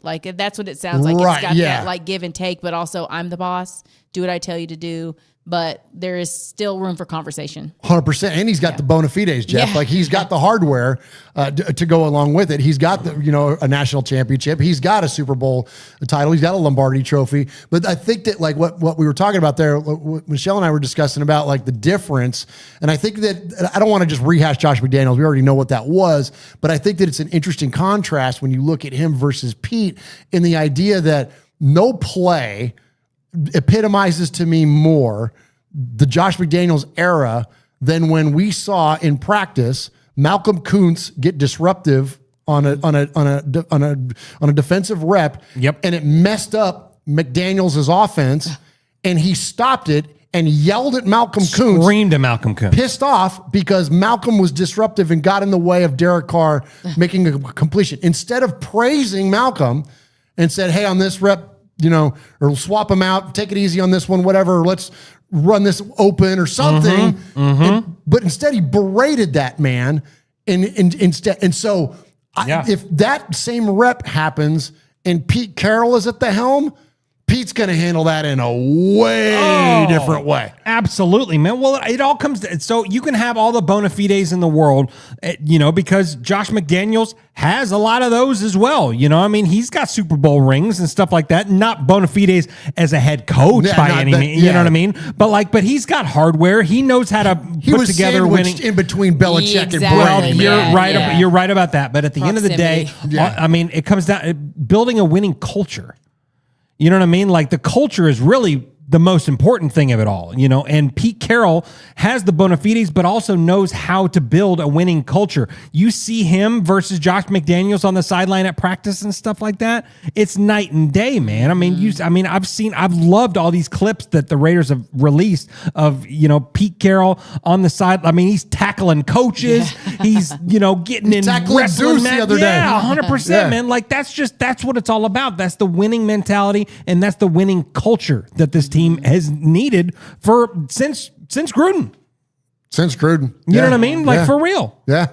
It's been a long time. It's been a long damn time. 22 years now. Jeez. 23. Thanks a lot, Tom Brady. That's his fault, I guess. It's Tom's fault. We sucked for 23 years. Yeah, absolutely. All right, let's go ahead and hit a quick audio break, Jeff, and then we're going to talk about our quarterback. Okay.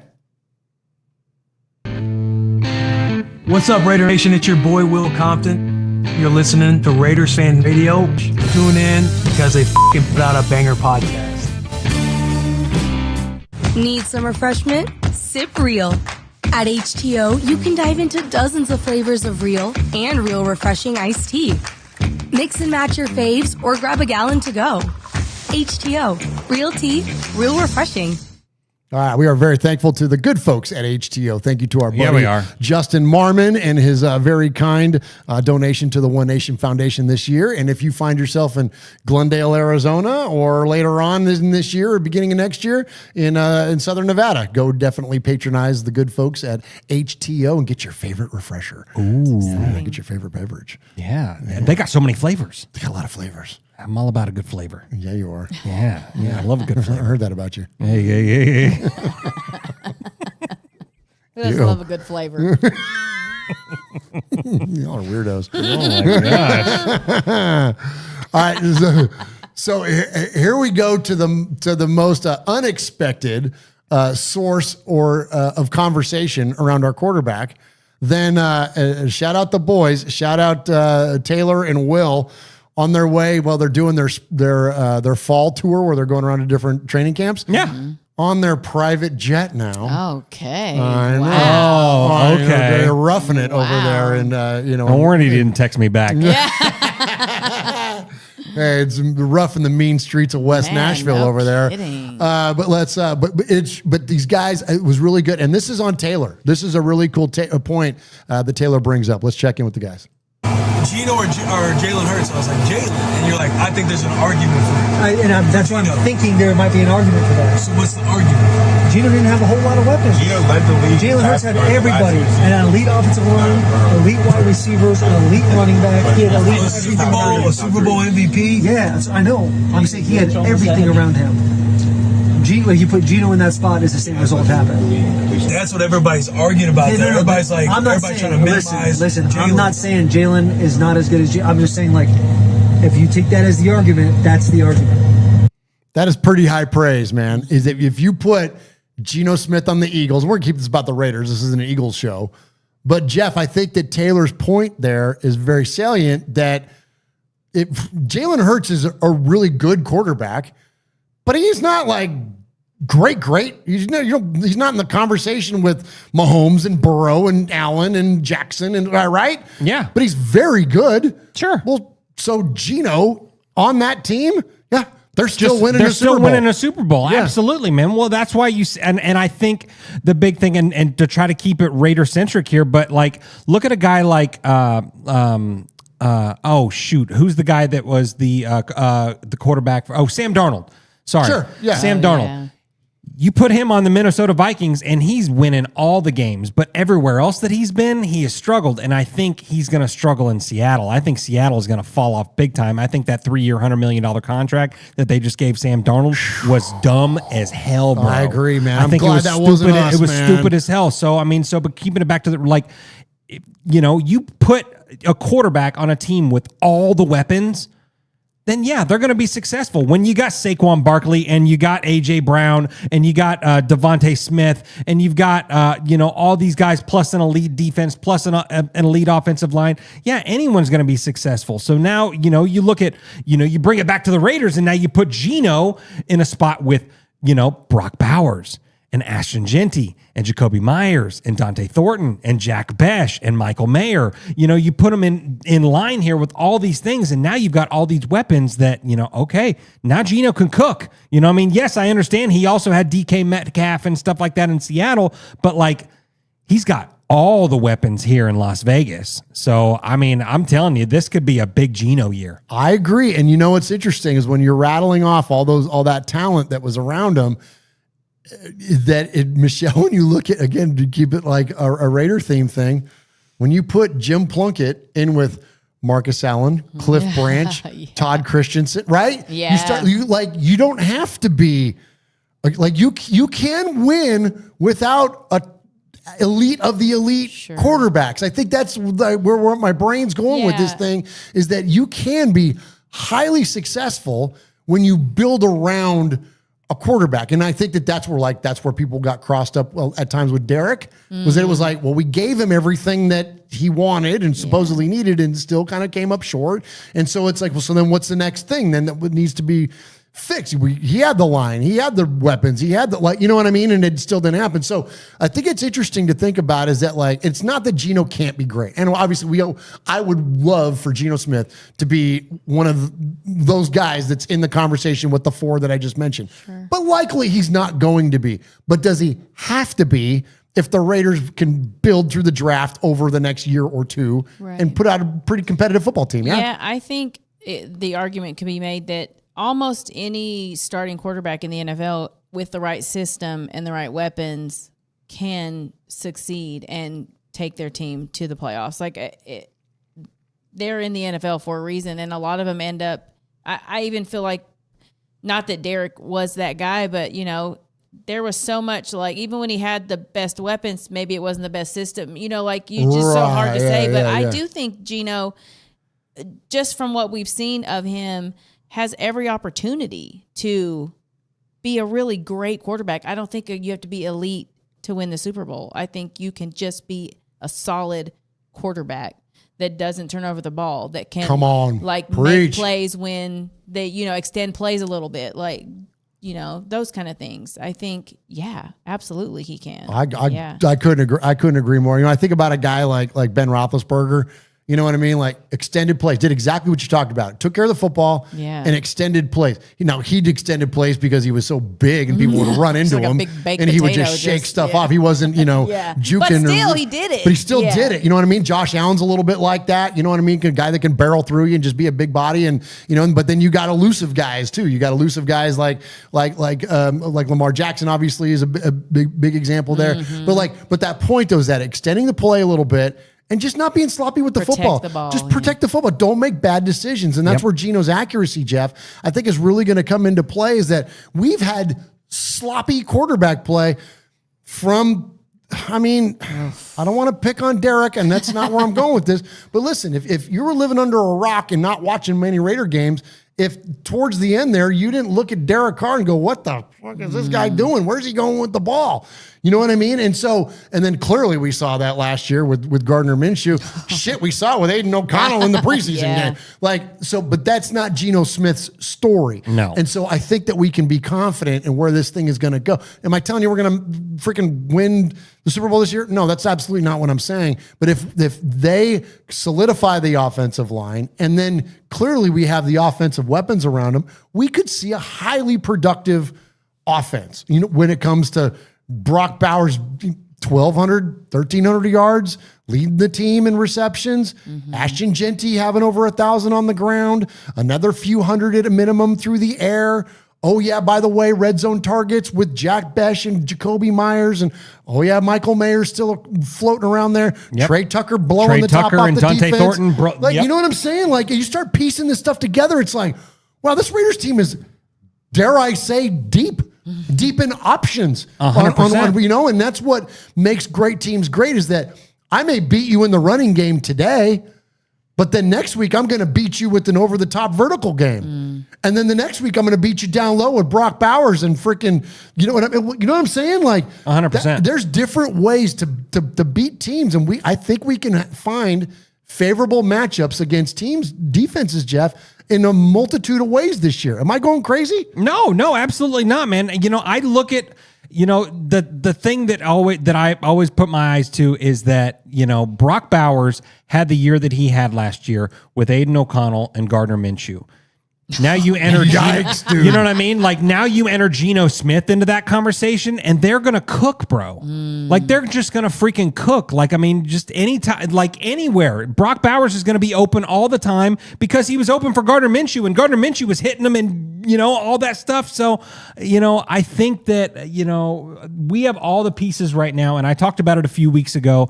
You know, how many more wins does different things equate to? You know, how many more wins is Pete going to bring to the table? How many more wins is Gino going to bring to the table? How many more wins is Chip going to bring to the table? How many more wins is, you know, our rookies going to bring to the table? You know, our offensive line, all that stuff, all these pieces that we've added and stuff like that. But I mean, the one that you got to circle is Geno Smith. Not only his accuracy and play on the field, but his leadership and all that. Like it's so much more than the play on the field. Like this dude is a leader and legit, and he's a Raider, man. He's flipping off the crowd and stuff like that. Day one on the job, and he's dropping middle fingers on the crowd. I love that, man. No, this is our guy, man. And I think too, for a minute, you know, I mean, we've talked about that on shows in the past as well. That like Gino was, you know, well, he's going to be a decent bridge guy until, you know, whoever jumps in, whether it be Cam Miller because that's Tom Brady's guy or whatever. But like, I mean, if Cam Miller's our future,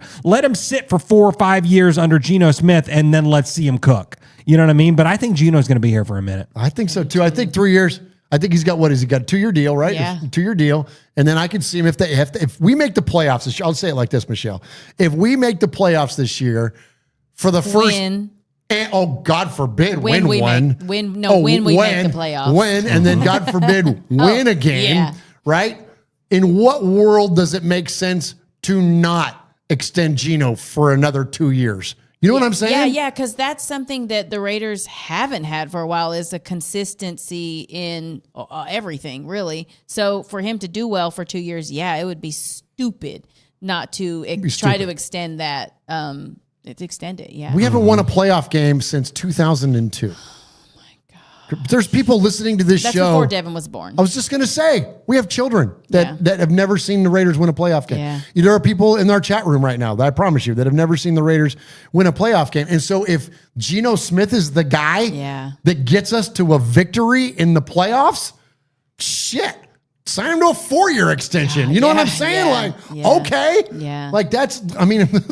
More than Geno, the one thing, and I don't know, I haven't looked at the show notes, so I'm sorry if I've jumped ahead, but I'm really curious, concerned, / maybe about the defense because it is the same guy. You know, we've got Patrick Graham again, and he was good, but like they weren't great. How much better? You know, because the offense, we want the offense to be good, like obviously, and sounds like they're going to be good, but I want to know how much better the defense is going to be, or is it going to be the same old that we kind of have been seeing? Does that make sense? Yeah, 100%. I think that's a very fair question. And my response to that, and then throw it to you, Jeff, is that the defense got put in horrible positions last year. True. Mm-hmm. When you're 3 and out, when that's the story of your football team, when you turn the ball over, when you're driving and you're in the red zone and you throw a pick 6 to Patrick Surtain, it takes it the other way. Yeah. You know what I mean? And then the offense goes back out there again, but then goes 3 and out, and then the defense is back again. So not only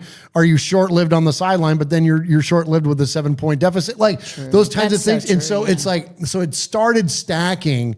You could see, because it's such a symbiotic thing, and you could start to see the inefficiency of the offense really start to hurt the defensive guys. And then you had injuries. So when you don't have Malcolm Kuntz going into the season, then you lose Christian Wilkins. And despite what happened with Christian Wilkins, at the time he was signed as a free agent, he was a dominant defensive tackle. Yeah. You had the best defensive end in the league in Max Crosby, and we had a young secondary that was still trying to kind of find their way. It was before the emergence of Isaiah Polamau. It was they were kind of finding themselves last year.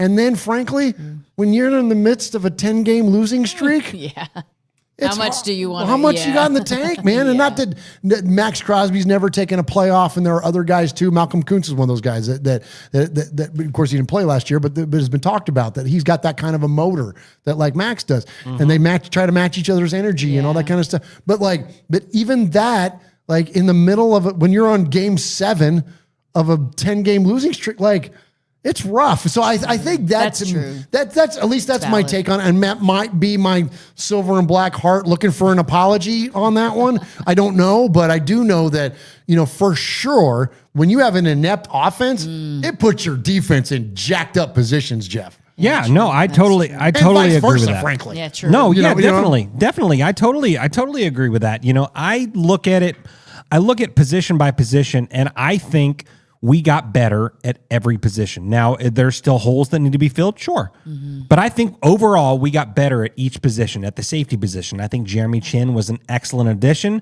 and Polamau coming out now as your full-time starter. And what about shout out Georgia Bulldog Chris Smith III? Absolutely. Now getting a lot of big reps. We forgot about that guy. Absolutely, man. Yeah, 6th-round pick a couple of years ago. Absolutely. And then you got Trey Taylor that's going to be in the mix now. And then you look at the corners. I think I trust Pete Carroll right now, and I trust PG, and I trust Pete Carroll. They said that our cornerback room was so good that we were able to trade away Ja'Cory Bennett. Yeah, that's crazy. You know what I mean? That's exciting. So they're really high on Decamerion Richardson and Darian Porter and Eric Stokes, and we've talked about Greedy, but then also now Kyle Blue Kelly. He's having multiple interceptions during reps in games, in practices. Yep. Very disruptive guy. I had to look him up. I'm like, he'd been in the league 2 years, 4 different teams. There you go. He bounced around all over in 2023 and then settled down in 24. And then now he's a freaking Raider. And technically it's his 3rd year in the league. And what do we say about defensive backs and wide receivers all the time? For the most part, it takes them 2 or 3 years. Yeah. Very few come out of the gate just absolutely balling. And here's this kid that's been around for a couple of years, and he's doing amazing in camp for the Raiders. So I'm with you. They're showing up, dude. Yeah, they're showing up. You look at the linebacking group. You've got Jamal Adams, and you got Landon Roberts, and you got Jermaine Pratt, and you still got Eichenberg and all these other pieces as well. So, and then on our defensive line, you got a healthy Max Crosby now. You got a healthy Malcolm Kuntz now. You've got Adam Butler coming back and all this. I mean, I'm telling you, position by position, I still think we got better. With Thomas Booker, we traded for. There you go, for Jack the Bennett. Yep, 100%. 100%. Yeah, man. I'm telling you, our defense got a lot better. Yeah. It got better. Okay, good. I'm not going to tell you that they're going to be an elite. Consistency too. Yes. They didn't have to change from, so that's good. Okay. Yeah. No, and also too, and I'll put a caveat or a stamp on that too. Like you mentioned, they're not changing. It's very rare that in a regime change, when you change head coach, you retain all the coordinators. Yeah. Patrick Graham has now been retained for 3 coaches. Yeah. That's a testament to what he's doing. True. So I don't think, and that's so leads me true. to that mindset is that it wasn't like a failure on him. Because listen, if that defense, if he was accountable entirely to the performance of the defense last year, Yeah. he'd been gone. He would have been gone. Yeah. He'd been gone. It'd have been Gus Bradley back in there or whatever. You know what I'm saying? Or somebody that had an affiliation with Pete. Yeah. But like, that's probably where this would have gone. So the fact that he's still there again, like, and the guys love him. I mean, the guys all speak highly of him. So Yeah. That's so, true. All right. Hey, we've got, we're running long. So let's go ahead and shout out the chat room, any of the super chats we got coming in. Yeah. Show the jerseys and stuff. And then let's jump into the C-Fans mailbag. Okay, absolutely. Yep. I'll flash up this jersey right here. We've got this signed Charles Woodson jersey. And we've got 20 people that have donated tonight. Oh, wow. So can't thank you enough. Every $10 super chat gets you one entry, one raffle ticket or poker chip is what we do here at Raiders Fan Radio, and you can get in the mix that way. We also got some Max Crosby jerseys that we're gonna raffle off, some Bolitnikoff wine, a One Nation Foundation jersey. We got all sorts of stuff, a bunch of prizes to give away, and we are at I'll just tell you, we're at $750 for the night. Oh, so nice. yeah, so keep it going, Raider Nation. Yeah, man, for sure. Yeah, can't thank you guys enough. Hell yeah. Yeah, it's a great night. It's a great night to wrap up the summer of swag.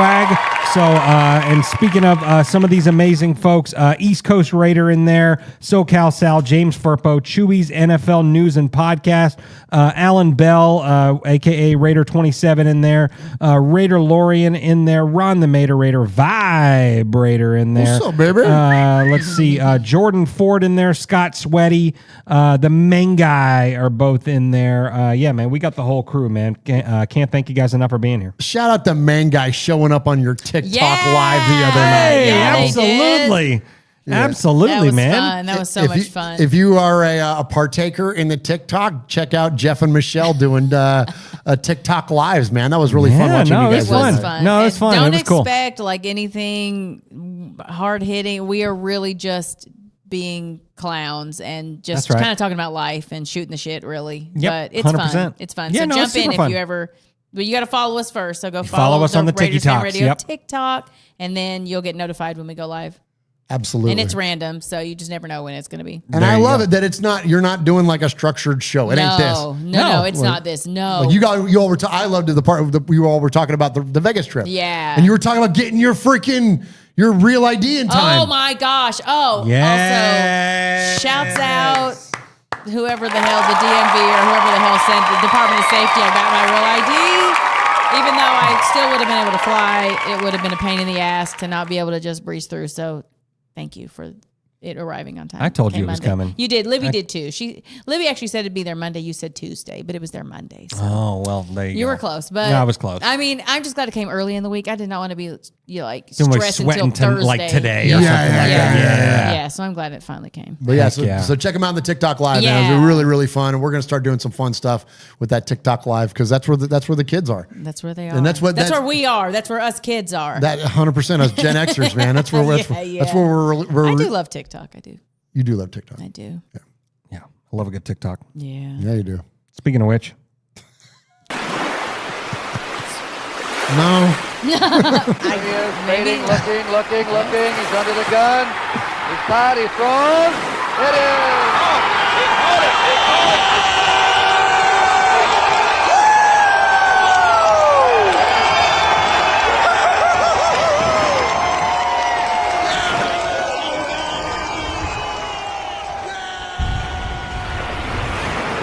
I appreciate all of those of you that are joining us in the chat room tonight. Paul Edgerton is in there. Jordan Ford is in there. Scott Sweaty.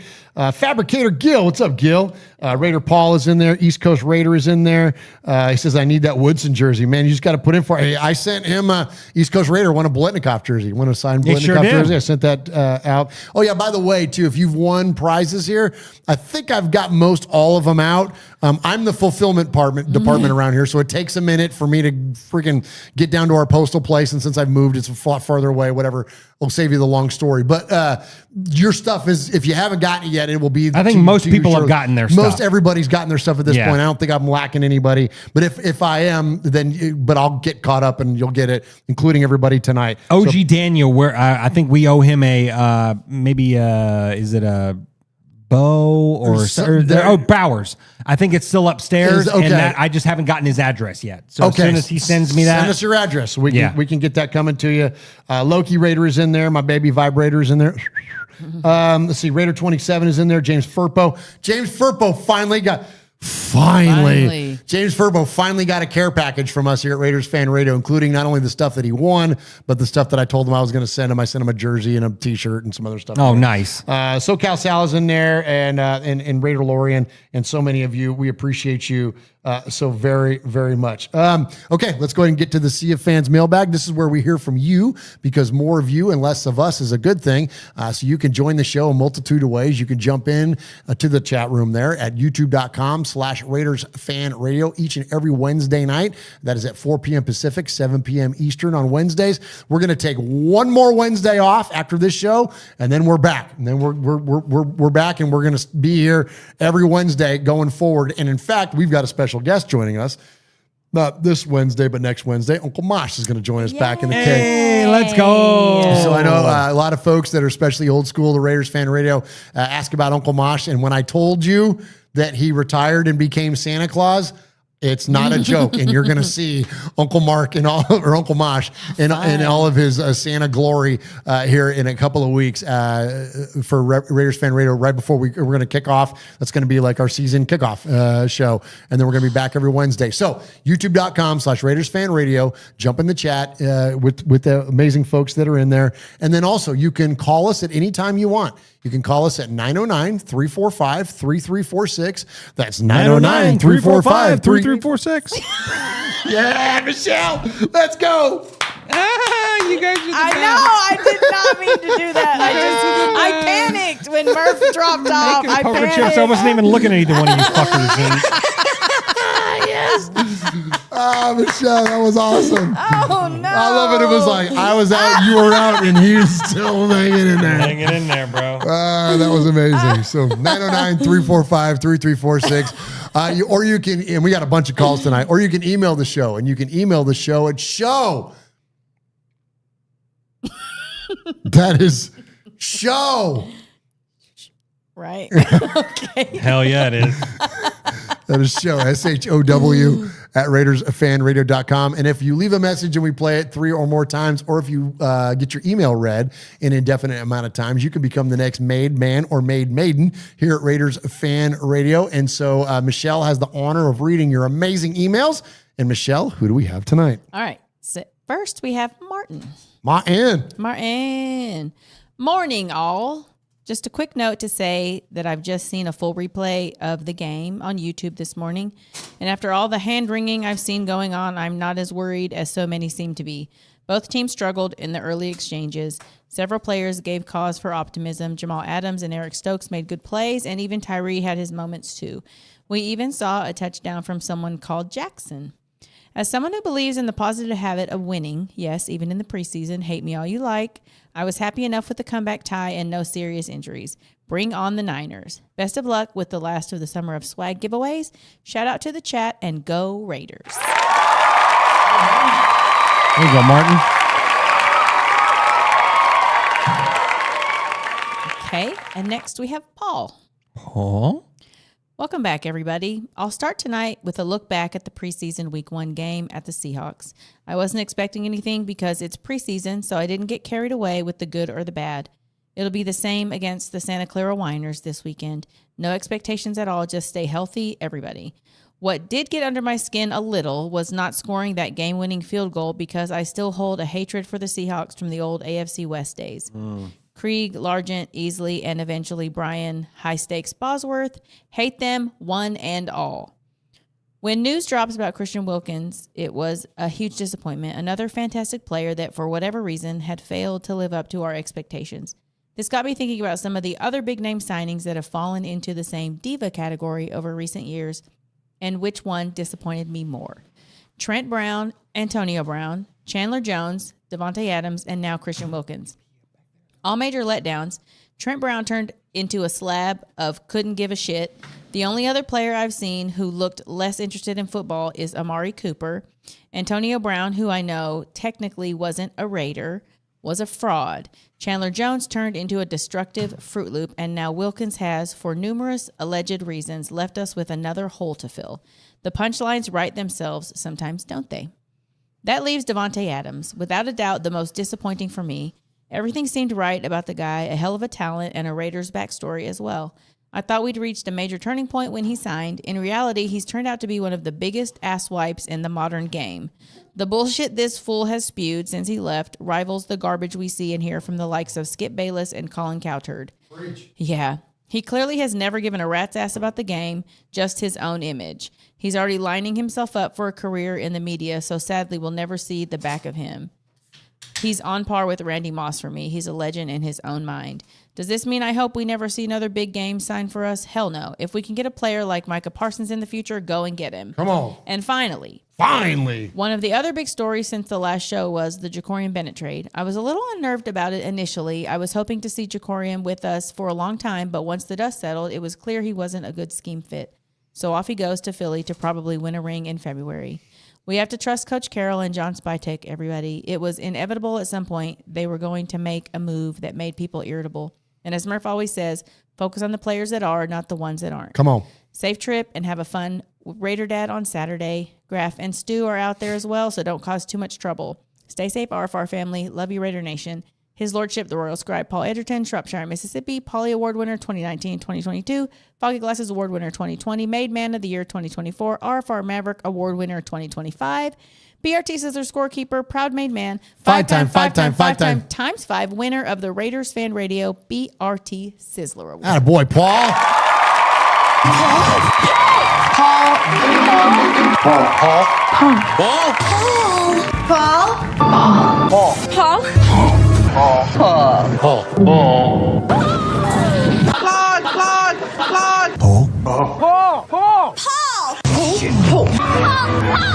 Paul, your name Paul?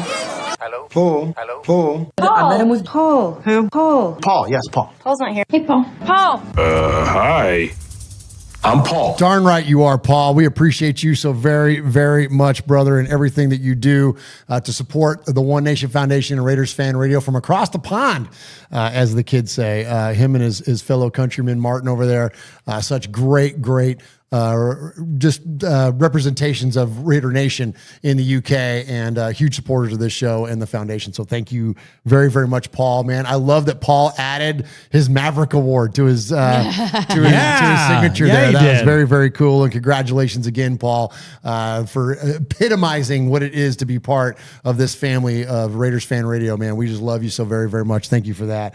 I know there's been a bunch of super chats coming in. I'm going to leave you all to shout those out, but I did notice that one of those was from Gil, and he was talking about everybody's welcome at his tailgate in Lot J, where you can always find the Raiders Fan Radio flags flying up there. Right underneath the American flag, you'll find a Raiders Fan Radio flag, man. It's really, really cool. We appreciate Gil and the amazing tailgates that he puts on. And also, too, if you want to come to a preseason tailgate, we'll be out there in Lot H. We'll be out there in Lot H with, as Paul mentioned there, we'll be out there with the Raider Dad folks. And yeah, we've got alumni coming through. I'm hoping we're going to see Freddie B.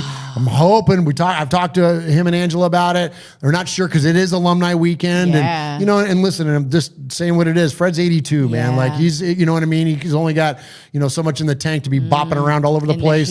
In the heat, right in the middle of the afternoon. I don't even want to do that. Right. That's what I'm saying. So I don't know if we'll see him or not. But we might.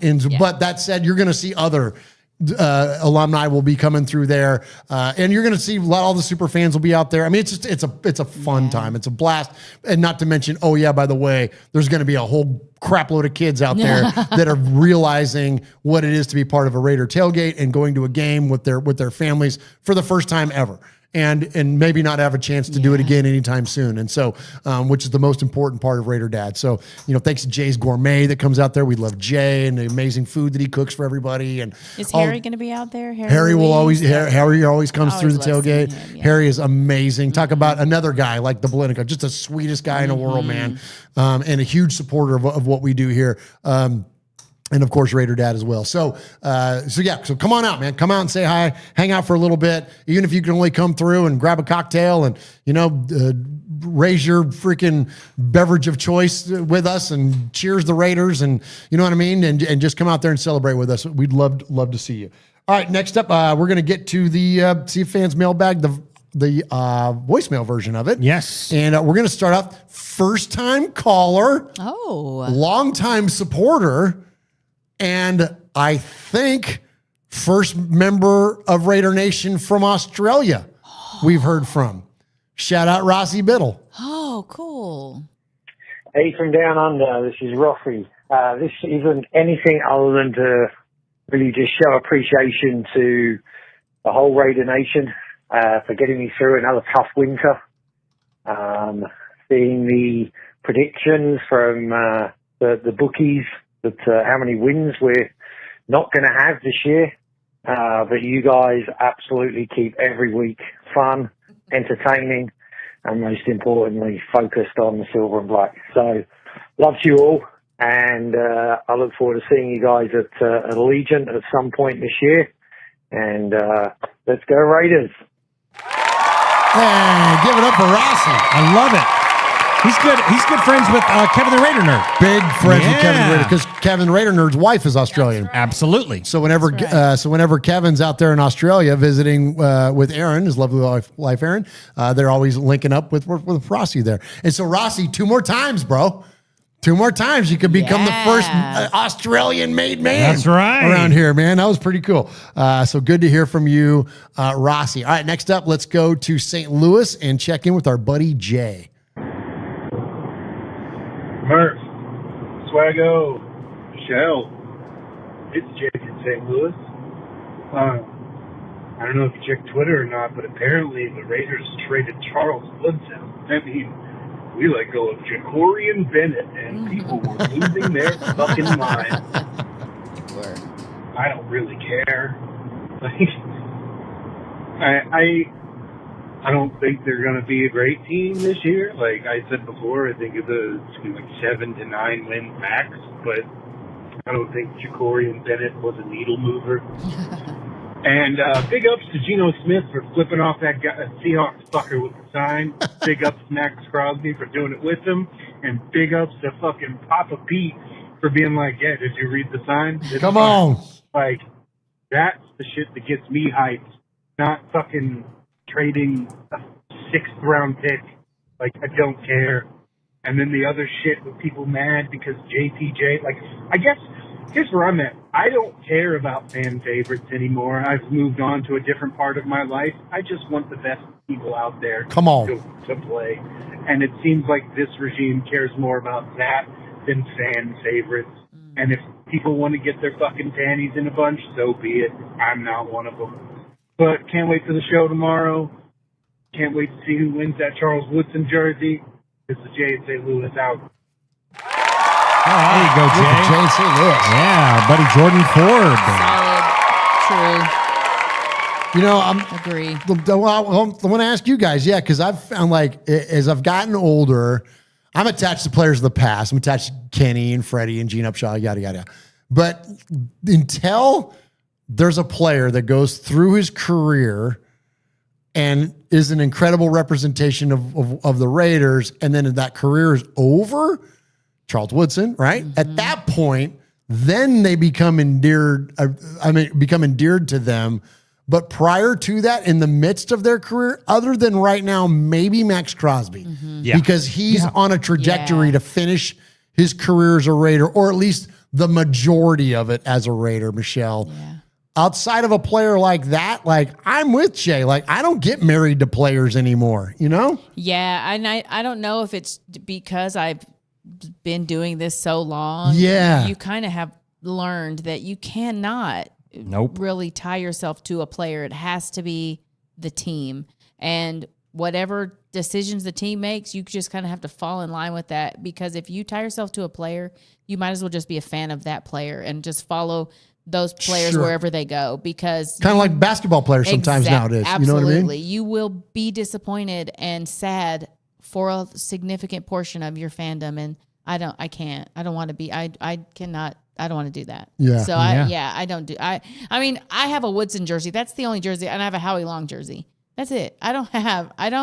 have jerseys because, and especially like newer jerseys. Yeah. I do. buying one. Yeah, you I do. I got a lot of well, and I got a lot of jerseys, but they're again, it's Mike Haynes, right? Lester Hayes, yeah, Charles Woodson, Fred Biletnikoff, Fred, Gene Upshaw, Dave Casper. You know what I'm saying? Like those are the jerseys that I have. Yeah. I'm not the newest jersey I have is Josh Jacobs, and it was because I wanted to have the inaugural season patch on a Raider jersey, and so it's a number 28. Josh Jacobs jersey. Oh, yeah. And you know what I mean? And so I like that jersey, but I don't wear it. Yeah. I just have it because it's like almost like a collector item to me. And I really don't wear jerseys much anymore. Anyways, you're different though. You rock all that shit all the time. All the time. And and again, this is not. You are swag Jeff though, so 100%. it's understandable. Yeah. No, and I'm proud of that. You know, I mean, I've got a Brock Bowers. I've got 2 Brock Bowers actually. I've got a Gino. I've got a couple of Ashton Genties already. You know what I mean? I've got but I've got the legends as well. I think I have 4 Max Crosby jerseys. I mean, one in every color and and all that stuff. So that salute to service one you were wearing was badass. Yeah, man. Yeah, I've got it. Yeah. Well, okay. Yeah, I think I got 5 Max Crosby jerseys. Wait a minute. I forgot about those. I got 5 or 6. But yeah, I mean, but Chris isn't listening. She knows. She knows. She's been in my closet. She knows what's going on. But no, I think that you can't get married to players. I mean, there's even a couple of content creators that got married to a certain player. Oh my gosh. And we won't shout out their names, but everyone knows who they are. And where are they now? Yeah. You know what I mean? Like they did not stand the test of time. Yeah. With them wide berth and hips. Yeah. You know what I'm talking about? Yeah. Hips and hips are so wide. Like, damn, I wish I had those when I gave birth to my 3 kids. Oh my gosh. But no, there's a couple of them out there. There's a few. And we called that shit too. Oh, well, yeah, of course we did. Yeah, 100%. But but all of our favorite players, I mean, Kenny Stabler wasn't always a Raider. Oiler and a Saint. And you're married to him now, but like at the time, same with you. Like Woodson wasn't always a Raider. Right. He got trades. He gets signed to Green Bay, and you're just Won a damn Super Bowl with them. You know what I mean? And defensive player of the year. And DPOY, absolutely, man. So I think Max Crosby is well on his way to become one of those guys that is a forever Raider, and that my kids and my kids' kids will look back and be like, that was a Raider. You know what I mean? So like he's going to be their legend. Yeah. So at least I hope so. No, I mean, he would have to do something significant to not go down in Raider history, even at honestly. Even now. Already by now. I agree. Like, I agree. Do something really wild. Yeah. I agree. Yeah. Okay, so this will be a fun question. This will be fun and I always love to hear from the chat room. I have trouble keeping up with the chat during the show, but I always love to go back and read it.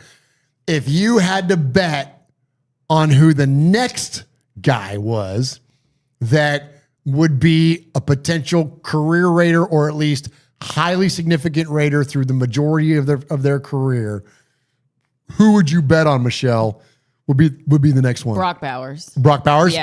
Yeah. I don't know why. I just think it. I just feel like he has that potential to just coast as a Raider for many years.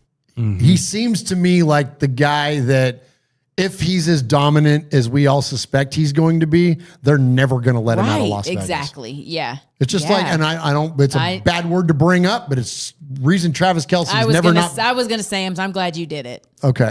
Yeah, for real. No, I was. I feel gross. I really was. Yeah. No, I was going to say him. Yeah. Yeah, 100%. Like you don't let Travis Kelce out of the building. You don't let Patrick Mahomes out of the building. Right. That's pretty much it. You don't. Everyone else can rotate. They can 100%, and maybe Chris Jones. Right. Oh, right. You know what I'm saying? Like there are a handful of players that are franchise players for your team that never make it out of the building. And I'm with Michelle. If I had to put my money on one, I would put it on Brock Bowers. Next up gets really tough after that. Super tough, man. Yeah, who else is there? I mean, JPJ. I was gonna Colton Miller.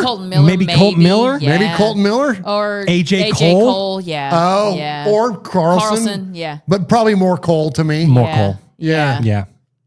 I mean, is that a Hall of Fame career he's putting together though? Only one punter in the history of the league has ever done it. True. And you got Shane Leckler still bumping around out there. You know what I'm saying? So like, Yeah, I don't know. It's tough. That's what I'm saying. It's a tough conversation once you get there. So I'm with you, Jay, in St. Louis, to go back to that. Yeah. The kickoff, and great questions and great statements on that stuff, man. That's fun. That's why I love when Sea of Fans fosters like a really fun, like, you know what I mean? Like group thing for us. So that's cool stuff. All right. Next up. All right. I've got to right or wrong. Oh, okay. Oh. Got to right or wrong. You know, it takes a big person to admit when You're a you've good man, when Murf. you've done wrong. Thank you, Michelle. When you've done, And I am that big man. That is me today. That is me today. I would just like to applaud me for being a big man and just saying that, you know, I've really done well to correct this. I really have. Yeah. Do you have anything else you want to comment on it? I mean, because there's room still. I'm sure. Yeah. No, okay. Or Jeff, you want to put anything on that? What'd you do wrong? That's what I want to know. Actually, That's what I want to know. There was someone that was striving to win a fanny this year, went out of his way to win an award that we've awarded on our show the last couple of years. And then he asked about it, and I said, well, you know, we kind of rotate awards in sometimes. And he was a little disrupted by the idea that we didn't give away the Michelle Award this year. Oh, that. So, yeah. Without further ado, I would like to congratulate Josh in the 703 for winning the Michelle Award. Of course. Yeah, that makes sense. Yeah. You got to.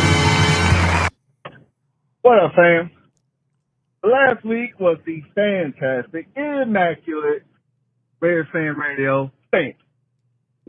I have recorded a message to accept the Michelle Sweat Award for the second year in a row. Thinking, all right, no one else got a chance on this, so it's going to be mine. And then the show come around, and there ain't no damn award for the Michelle Sweat Award. Now, I was sitting there, but maybe I'm fucking retarded, and I admit it. And Jeff and Murf have their little show the next day. And I asked in the chat, hey, what happened to Michelle Sweat or the Salty Award with? Because I figured, hell, I lost, I'm salty as hell. And I get told that sometimes we rotate them out, and we don't always have them on. Well, fuck. I need a goddamn itinerary, so I know what the fuck we gonna have goddamn more for. I'll make goddamn voicemail. Shit. But anyway, fuck all that. It's football time. I know it's been a long off season, and I know it's only preseason. I do not care. I'm happy to watch fucking football this week. If they show it on fucking TV, because I don't think it's covered on the Sunday ticket. So, fuck all that. Fuck the Seahawks.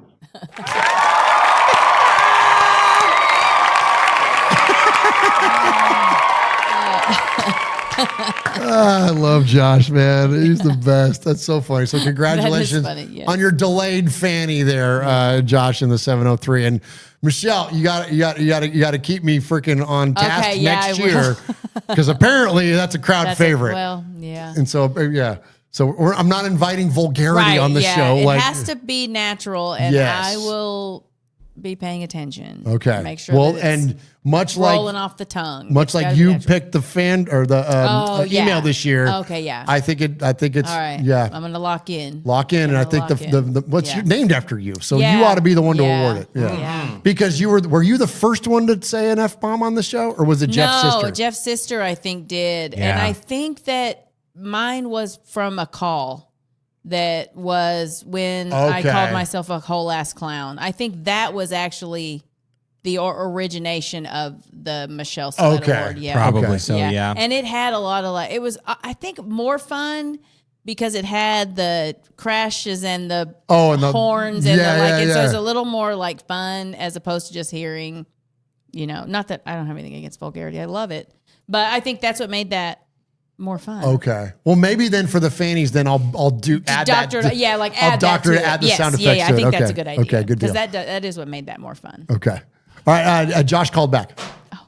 What up, fam? I ain't gonna lie. I didn't even know there wasn't any overtime in the preseason. I was like, what the fuck? Why the game ended?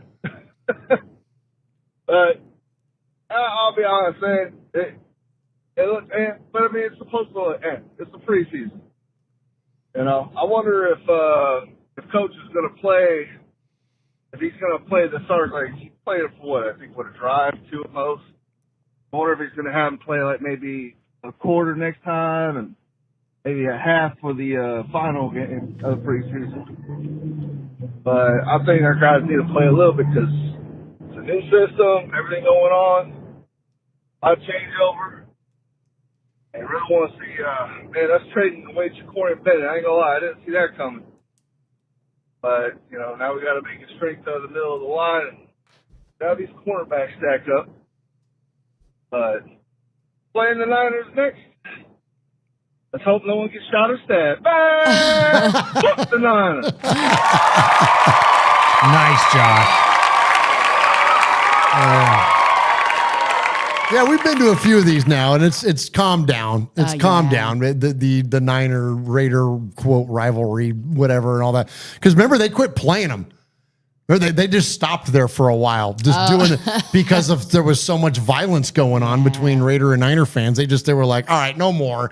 These two teams are not getting really we're stabbing each other over the preseason. How embarrassing. Yeah, absolutely. Jeez. You know, and I have my criticisms at times about Vegas and the environment and all that kind of stuff, but I've never been an advocate for violence and like that sort of thing. Like, do I think you should get screamed at when you're walking through a tailgate if you're wearing a Niner jersey? Hell do you yeah. deserve to have someone go Raiders in your face? Yes, yeah, absolutely. You know what I mean? And 1000%. Yes, like I agree with all of those things, but like, we want opposing fans to be scared to go to the bathroom.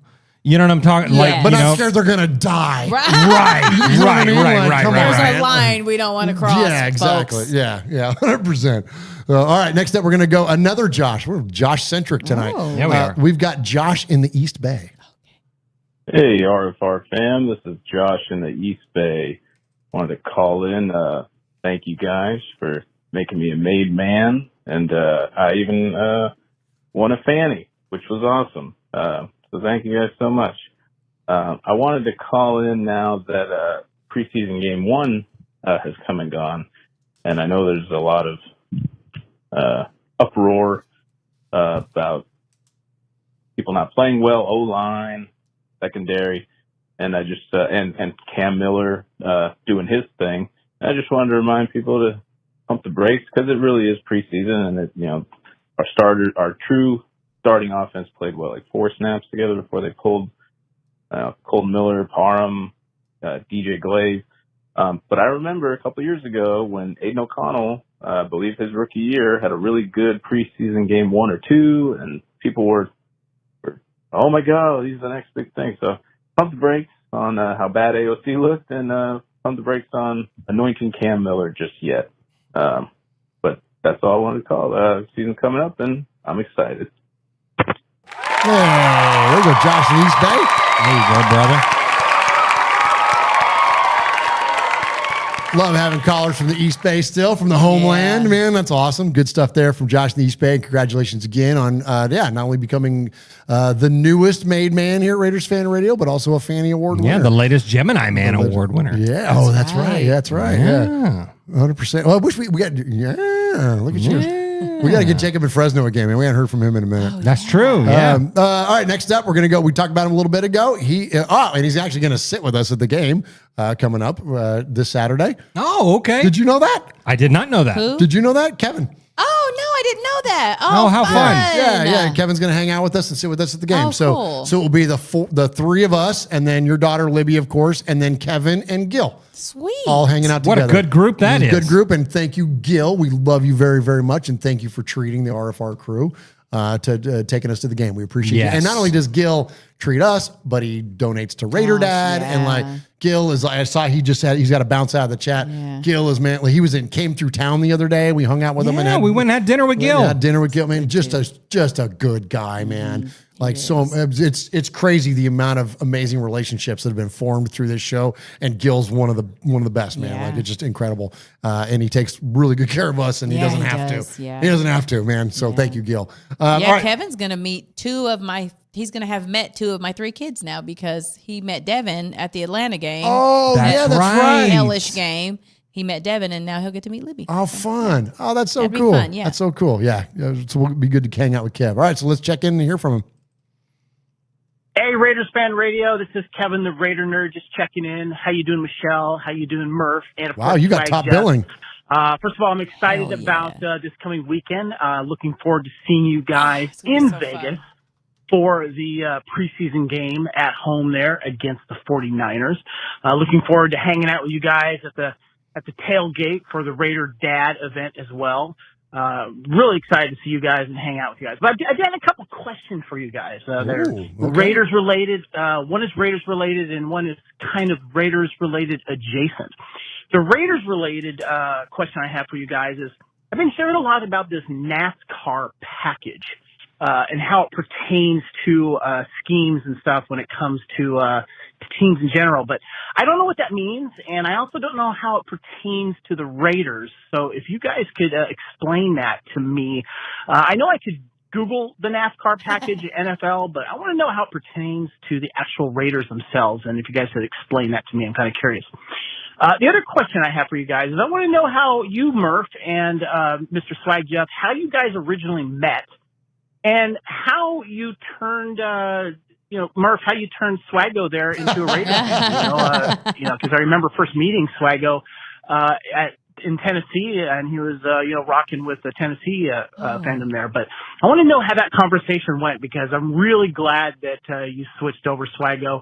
You are a wonderful representation to Raiders fans. Thank you, brother. I love the fact that you're kind of a newbie as well. You've embraced the culture. So, Murf and Swaggo, how did that happen? I'm kind of curious. Anyway, looking forward to seeing you guys in Vegas. I'll talk to you guys and see you guys soon. Late. Go Raiders! Oh, that's awesome, man. There you go, Kev. What the hell's a NASCAR package? So it's real simple. So it's basically you put all your fast, lanky guys on the defensive line. So it's basically like running all ends. So instead of having like big beefy guys, like your 300 pounder, okay. So you would see like, so that would be, what's our guy? The guy, not Clavion Chase on. What's the other guy that filled in for us last year when Kuntz was hurt? And, come on, Murf. It's not Chason? No, it's the other guy. No, it's the other guy. Snowden. Charles Snowden. Thank you. So it would be a line where you had Tyree Wilson, Charles Snowden, Malcolm Kuntz, Max Crosby. That would be your defensive front four. Got it. That's a NASCAR package because it's fast. So that's where that stuff comes from. And it came from Steve Spagnuolo, who's the defensive coordinator for the freaking Chiefs. So speaking of pearl clutching, did anybody see Antonio? I should have it. Hold on, wait. I got to do the soundbite. Speaking of, let me get it on your camera too, Michelle. Okay. Speaking of pearl clutching, everybody freaked out when they saw Antonio Pierce in Chiefs gear. Oh, yeah. Well, because he was visiting Steve Spagnuolo, who was his freaking mentor. And so when you go visit the guy that's the defensive coordinator for the Chiefs, you're going to wear Chiefs gear. Like, that's why I say to people all the time, this is their job. They don't have loyalty. Loyalty is our job. Yeah. Like, anyways, I digress. Yeah. Steve Spagnuolo is the guy that started that by running a bunch of fast defensive ends or fast defensive players. So that's what the Raiders are looking at. Because, frankly, we have an abundance of talent on the ends, and we'll see where Booker goes. We know what Butler is, but we'll see what Pagase has got. We'll see what Tonka Hemingway is. Like, we'll see what the rest of these guys have, but we have proven talent on the edges. And, hey, man, play fast. Yeah. That's it. Play fast. Nothing wrong with that. Like, I mean, when you got motors like freaking Max Crosby, and does that put Tyree Wilson in a position to where he can be favorable towards his skill set by kicking him inside? That's what I've been wanting them to do for a long time. I thought that's what we were going to do a long time ago. Yeah, I thought that was going to be a thing, but when you got to be explosive. You still got to be explosive, and so that's where Tyree has struggled. So we'll see. The other question he had was, where did we meet and how did we? Well, where did we meet is an easy one. We met because you were Uncle Mosh's one of his all-time favorite students. Yeah. So that's easy. So we met that way, and then you started working in the same industry that I was already working in. So we started working together, and then just started hanging out and just became boys like that. And then you tell the reason why you became part of the of Raider Nation. Well, yeah. Well, we were boys. We were hanging out and all that stuff. And he kind of basically just, and he had Raiders Fan Radio going. It was, Uncle Mosh was in the mix. Sonny had just kind of dipped out a little bit. And he said, hey, you would be really good on the podcast. We have fun. You don't even he told me, he said, you don't even have to be a Raider fan if you don't want, but just come on, be funny and all that stuff. Do what you do. And, and we'll do it. And so I was like, okay, yeah, no, but if I'm going to do it, I'm going to jump in. I'm going to do it. I'm going to be surprised because I didn't ask. Yeah. No, he didn't even ask. I'm like, no, I thought you shook him and said, no, we're not going to be friends. No. Well, I shook him after he said what he said. Oh, okay. Yeah, absolutely. I'm like, dude, I said, I'll join Raider Nation. I'll be a Raider guy for sure. And he was like, we don't take that shit lightly. This is where he got shot. We don't take this shit lightly. Those words hold a lot of power there. If you don't don't be rocking Raider shit and then go home and put on your Titans gear or something like that. If you're a Raider, you're a fucking Raider for life. Yeah. And so and that's what I did, and I leaned in, and Uncle Mosh took that fucking Titans hat off of your head on the show and plopped a Raider hat on your head. And you haven't taken it off since, man. That's it. And so, and I love that Kevin complimented you on that because no one represents it. I mean, we all represent it differently, but bro, I'm entirely proud of the way that you represent Raider Nation, man. You know what I'm saying? Yeah. So, thank you. Hell Thank you. Great question, Kevin the Raider Nerd. Great question. Another good question. All right. Shout out Swag Jeff. Jeez, you jackass. Yeah. Motherfucker. Yeah, I love this shit. Yeah, you do. Yeah, you love that shit. I don't get bribed for Sizzlers often, but hey, Kevin. Yeah, right. Attaboy. If you did, that would be how. That's right. Well, as you're not even new to Raider Nation anymore, but as a newer member of Raider Nation, we're then now going to go to somebody that you can't get further back because we're going OG. Oh, nice. We're going OG, and we're going to go check in with Mrs. OG Daniel. Oh, hell yeah. Hey, Michelle. Murf. Top billing again. Swag Jeff. It's Mrs. OG. Chronicles of the Black Hole. I'm back, bitches. Being a caregiver to this old pendejo has been a full-time job, like restoring an antique car using horse and buggy parts. I've been watching Raiders content creators disputing who was our best acquisition this year, and it's a 73-year-old man with Mad Max energy.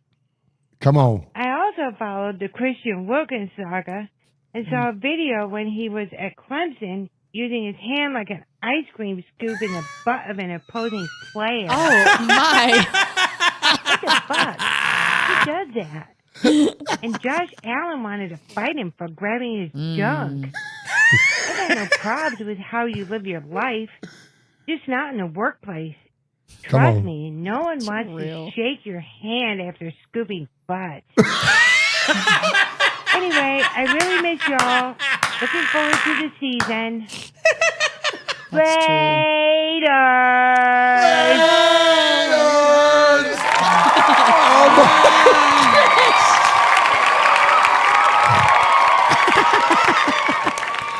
She said no one wants to shake your hand. That's after universally across the board. Nobody wants to shake my gosh. That was funny, man. Good job there for Mrs. OG.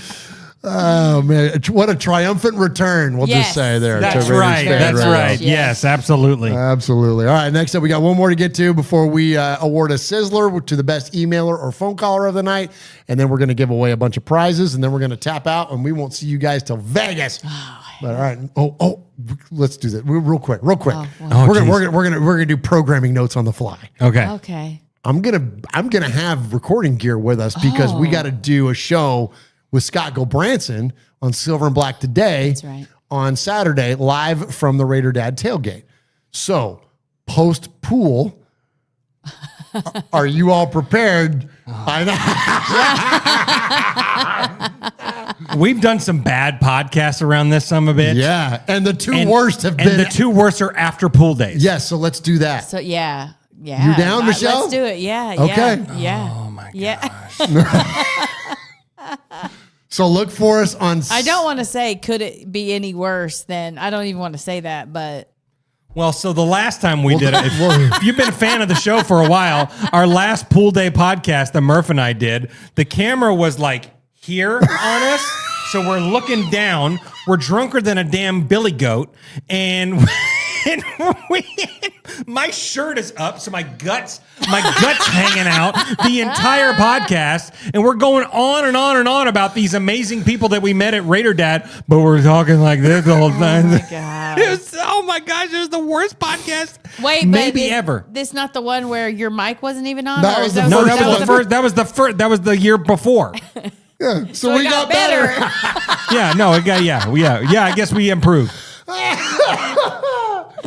Okay, so good. So y'all are in then. Okay, we're gonna do it. We're gonna do it. We're gonna do a live podcast. So we'll be heat stroked and probably a little drunk, and so this should be great. A lot Let's drunk and a lot heat stroked and a lot too. heat stroked too. Yeah.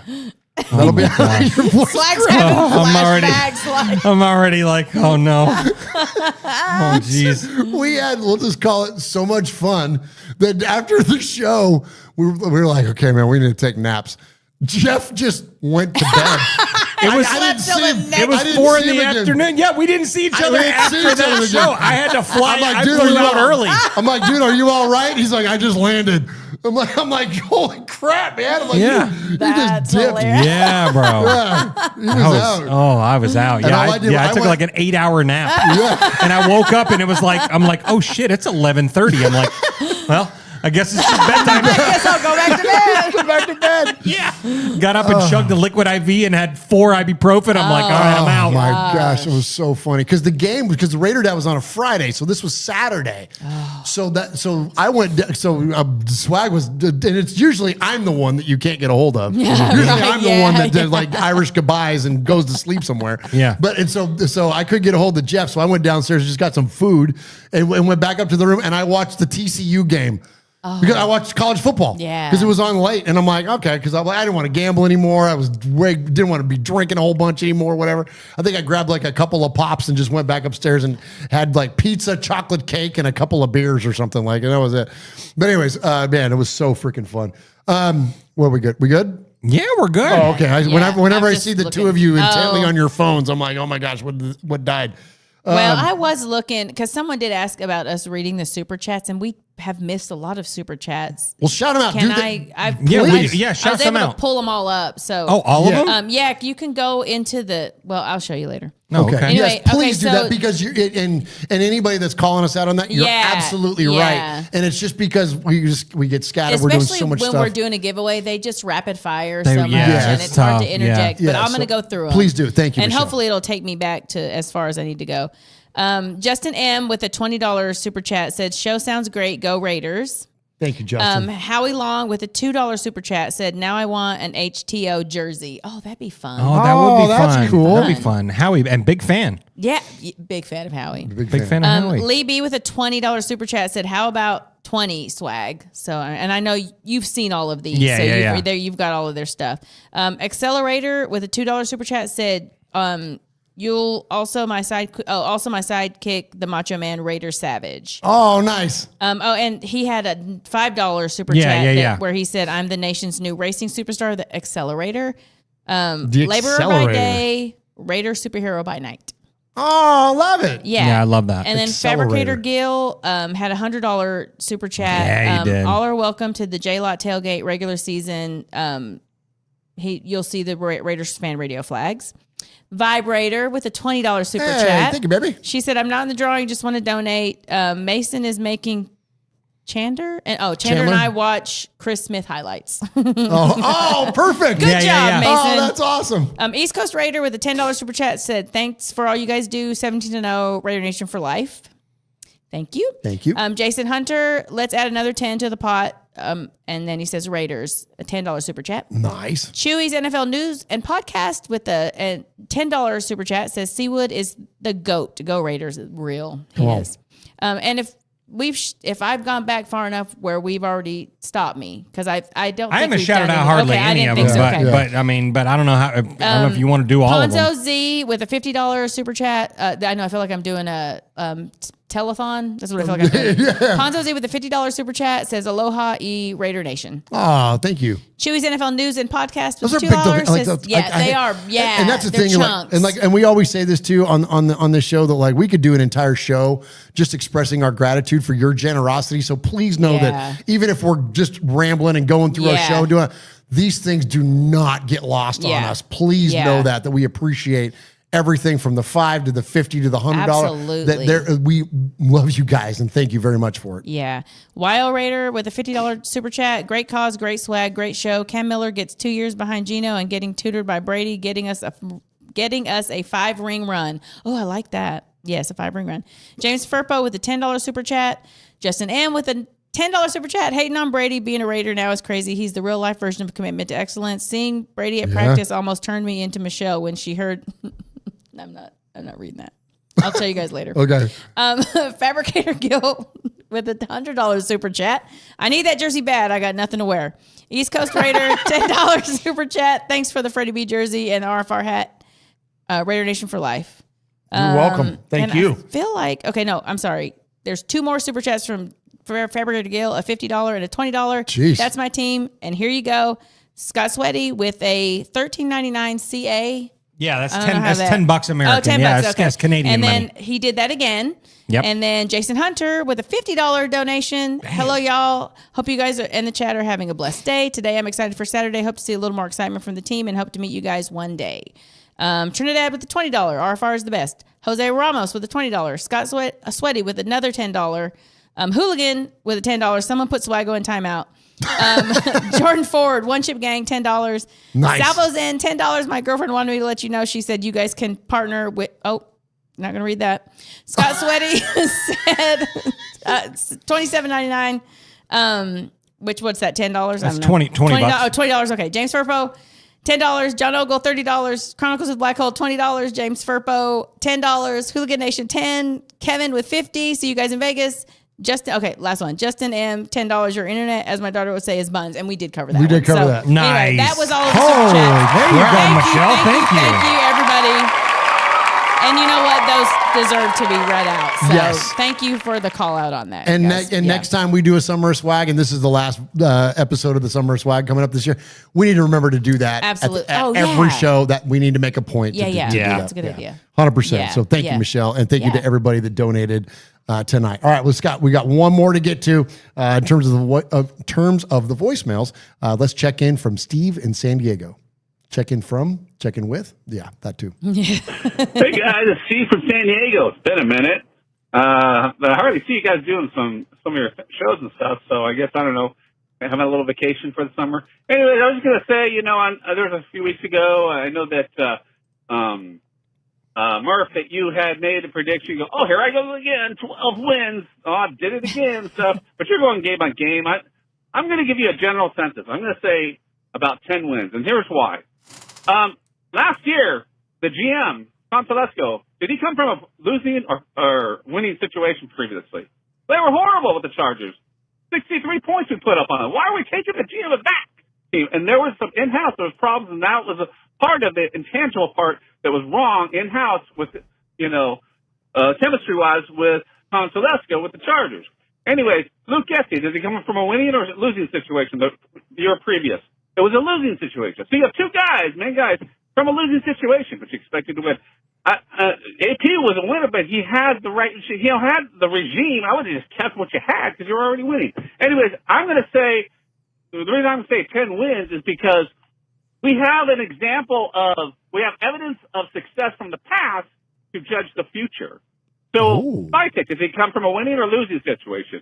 Oh, a winning situation. They won a Super Bowl while he was the GM there. How about Pete Carroll? Does he come from a winning or losing situation? Oh, he's been a winner. He's won at 2 levels. How about that guy Chip Kelly? Well, what happened last year? Was he a winning or losing situation? Wait, they won a championship as an offensive coordinator. So the evidence of success, we can see how to predict the future because we have 3 people, successful, championship winning level people, coaching and stuff like that, to see that there was success. So 10 wins is very reasonable. And here's the thing. If we did everything right last year, I think we win 7 or 8 games. And this coaching regime is far greater than what we have. So maybe it's a blessing in disguise, AP and all the stuff that happened because, maybe we just got, everything is solid, it's foundational, it's great now, and now we can be excited, but we have evidence to be, looking forward to the future. I'm not expecting anything great. I'm just, but they are.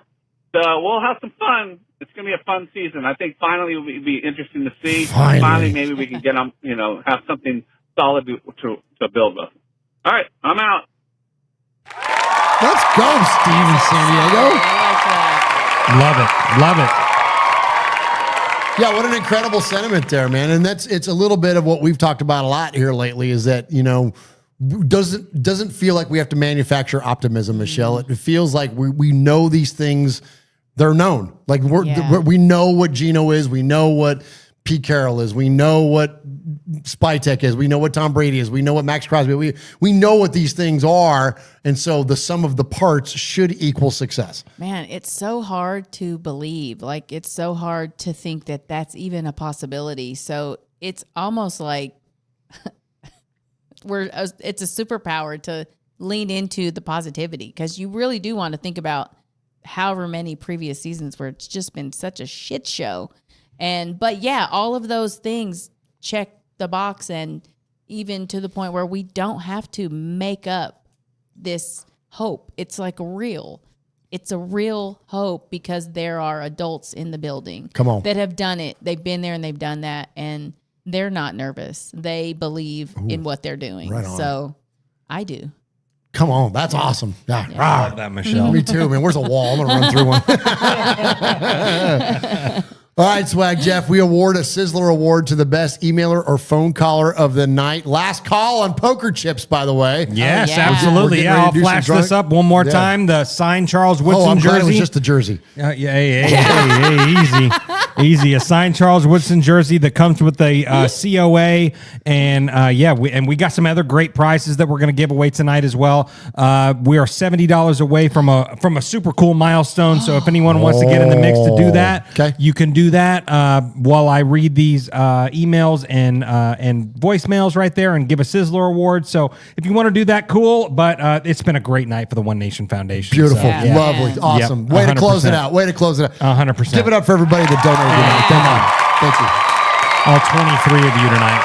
Amazing. That's crazy. Yep, 100%. So we started out with some amazing emails from Martin and Paul, and then on the voicemail side we had, of course, Rossi Biddle.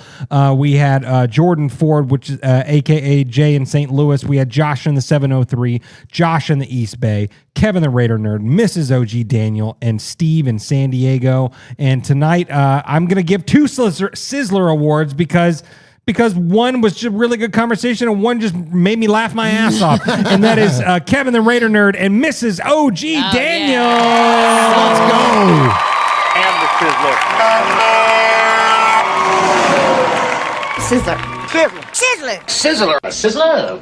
Sizzler. We are Metallica, and we are here for your Oakland Raiders! You know why we out here, and we ain't playing around today. From The Walking Dead to errant Jedi Knights, Raiders fans are a rogues gallery.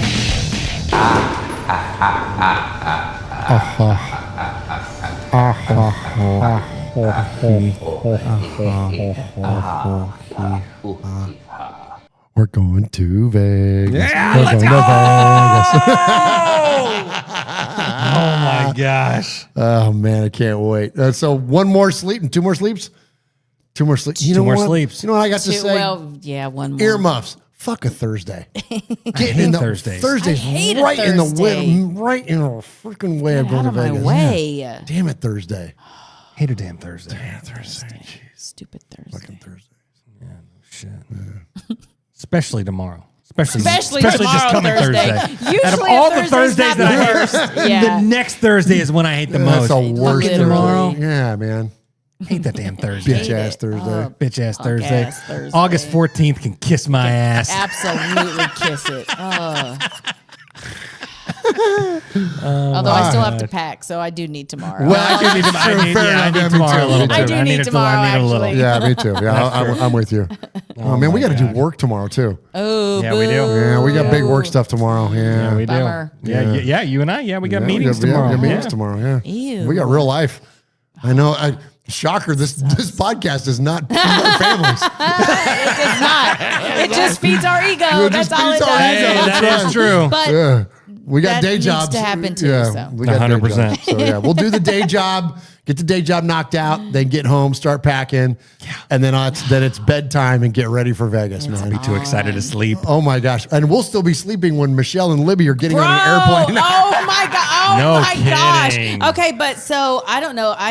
Who's got the line on cocaine? Because I am going to need some. That was a joke. I don't do cocaine. But not right now. Not right now. But I might Friday. consider it Friday morning because we fucking fly out at 5:35.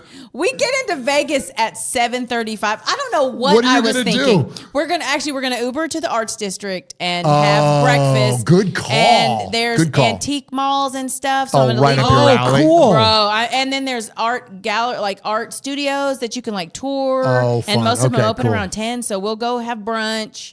Oh, And heck yeah. and it's like all walkable You gonna drop your areas. bags at the hotel or we'll drop our anything? bags at the hotel. We'll do that first, which is burn some time. And then we'll Uber over there with like a backpack or something. Sure, yeah. But yeah, and then hopefully be able to check in early and take a little nap before. That's badass. But I bet in the Arts District I can find me some. No, I'm just kidding. I'm not Oh, I'm looking sure for you cocaine. could. But if I needed it, it would be there, I'm sure. But no, But you're gonna that's wear be out fun 'cause I've Starbucks, never though. done that. Oh, bad. Yeah. There's yeah. a Makers and Finders, or I can't remember the place we're going for brunch, but they have like really good coffee and like they have so perfect. we'll triple espresso. Yeah. And I think just we'll be high on just excitement. That's so. the thing about when you go to Vegas. It's like even if you're on a short night's sleep, Your adrenaline is going. Yeah, you're just fired up. cranking. Yeah. So I'm excited, and I've never done anything outside of just Raider stuff when I'm in. I've never gone outside of the Strip, so I'm excited about going to the Arts District. I've always wanted to go out there. Same. I've the Strip and downtown. Yeah. Those are the only two things that I've ever done.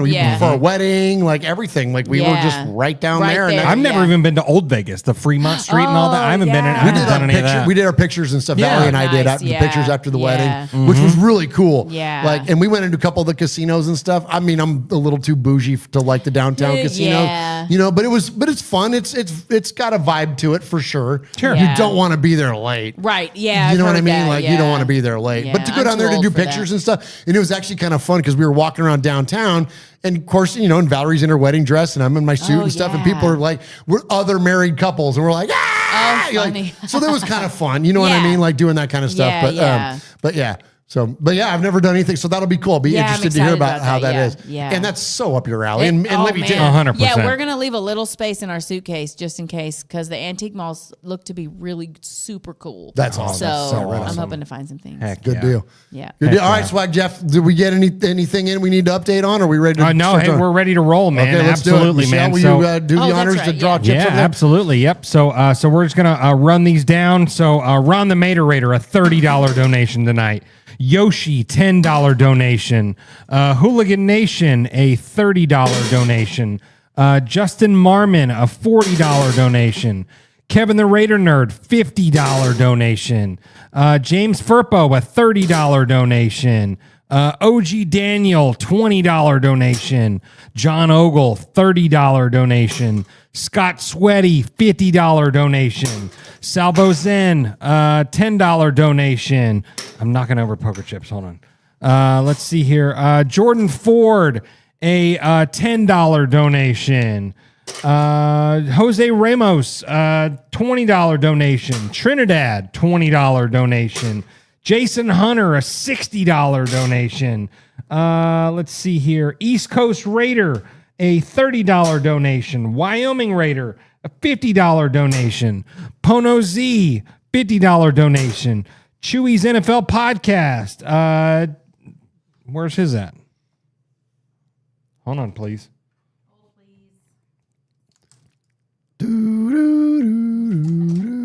$10. Oh.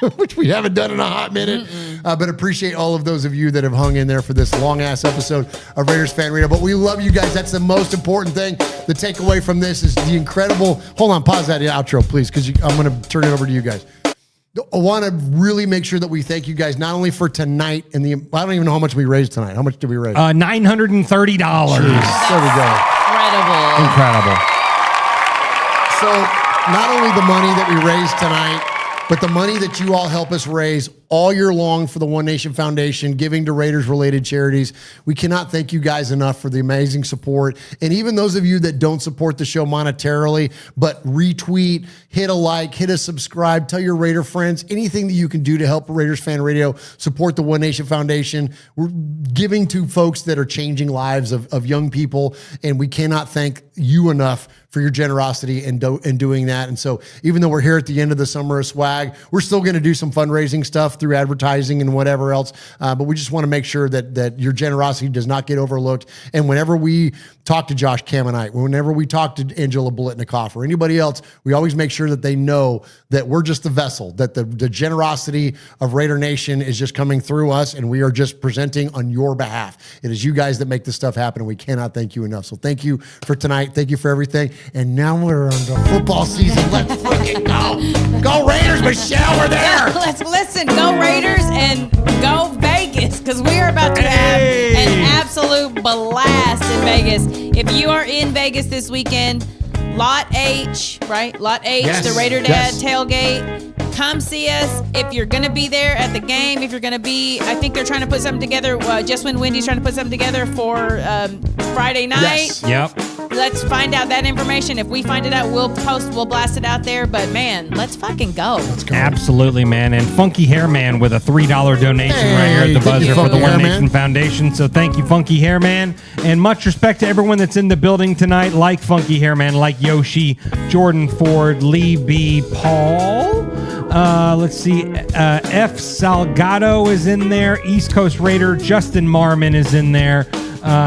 James Furpo, East Coast Raider, John Ogle, Pono Z, Kevin the Raider Nerd, Wyoming Raider. Can't thank you guys enough for being here. Congratulations to all the raffle winners tonight. Like Murf, like I said, $930 tonight for the One Nation Foundation. Incredible. Ain't too shabby, Incredible. right? Yeah, great way to close out the Summer of Swag. Can't thank you guys enough for being here, for hanging in for a 3-hour show, man. Holy cow. It's been a minute. So so like both of them said, if you're in Vegas this weekend, holler at us. We'd love to meet you. We'd love to hug your neck, and thank you for all your support. So on behalf of Michelle, on behalf of Murph, my name's Swag Jeff, and you've been listening to Raiders Fan Radio, where we take a lighter side journey into the dark side. And don't forget, boys and girls, what happens in Vegas is started in Oakland. Get out YouTube. Goodbye. Oh my gosh, there's a crap table calling.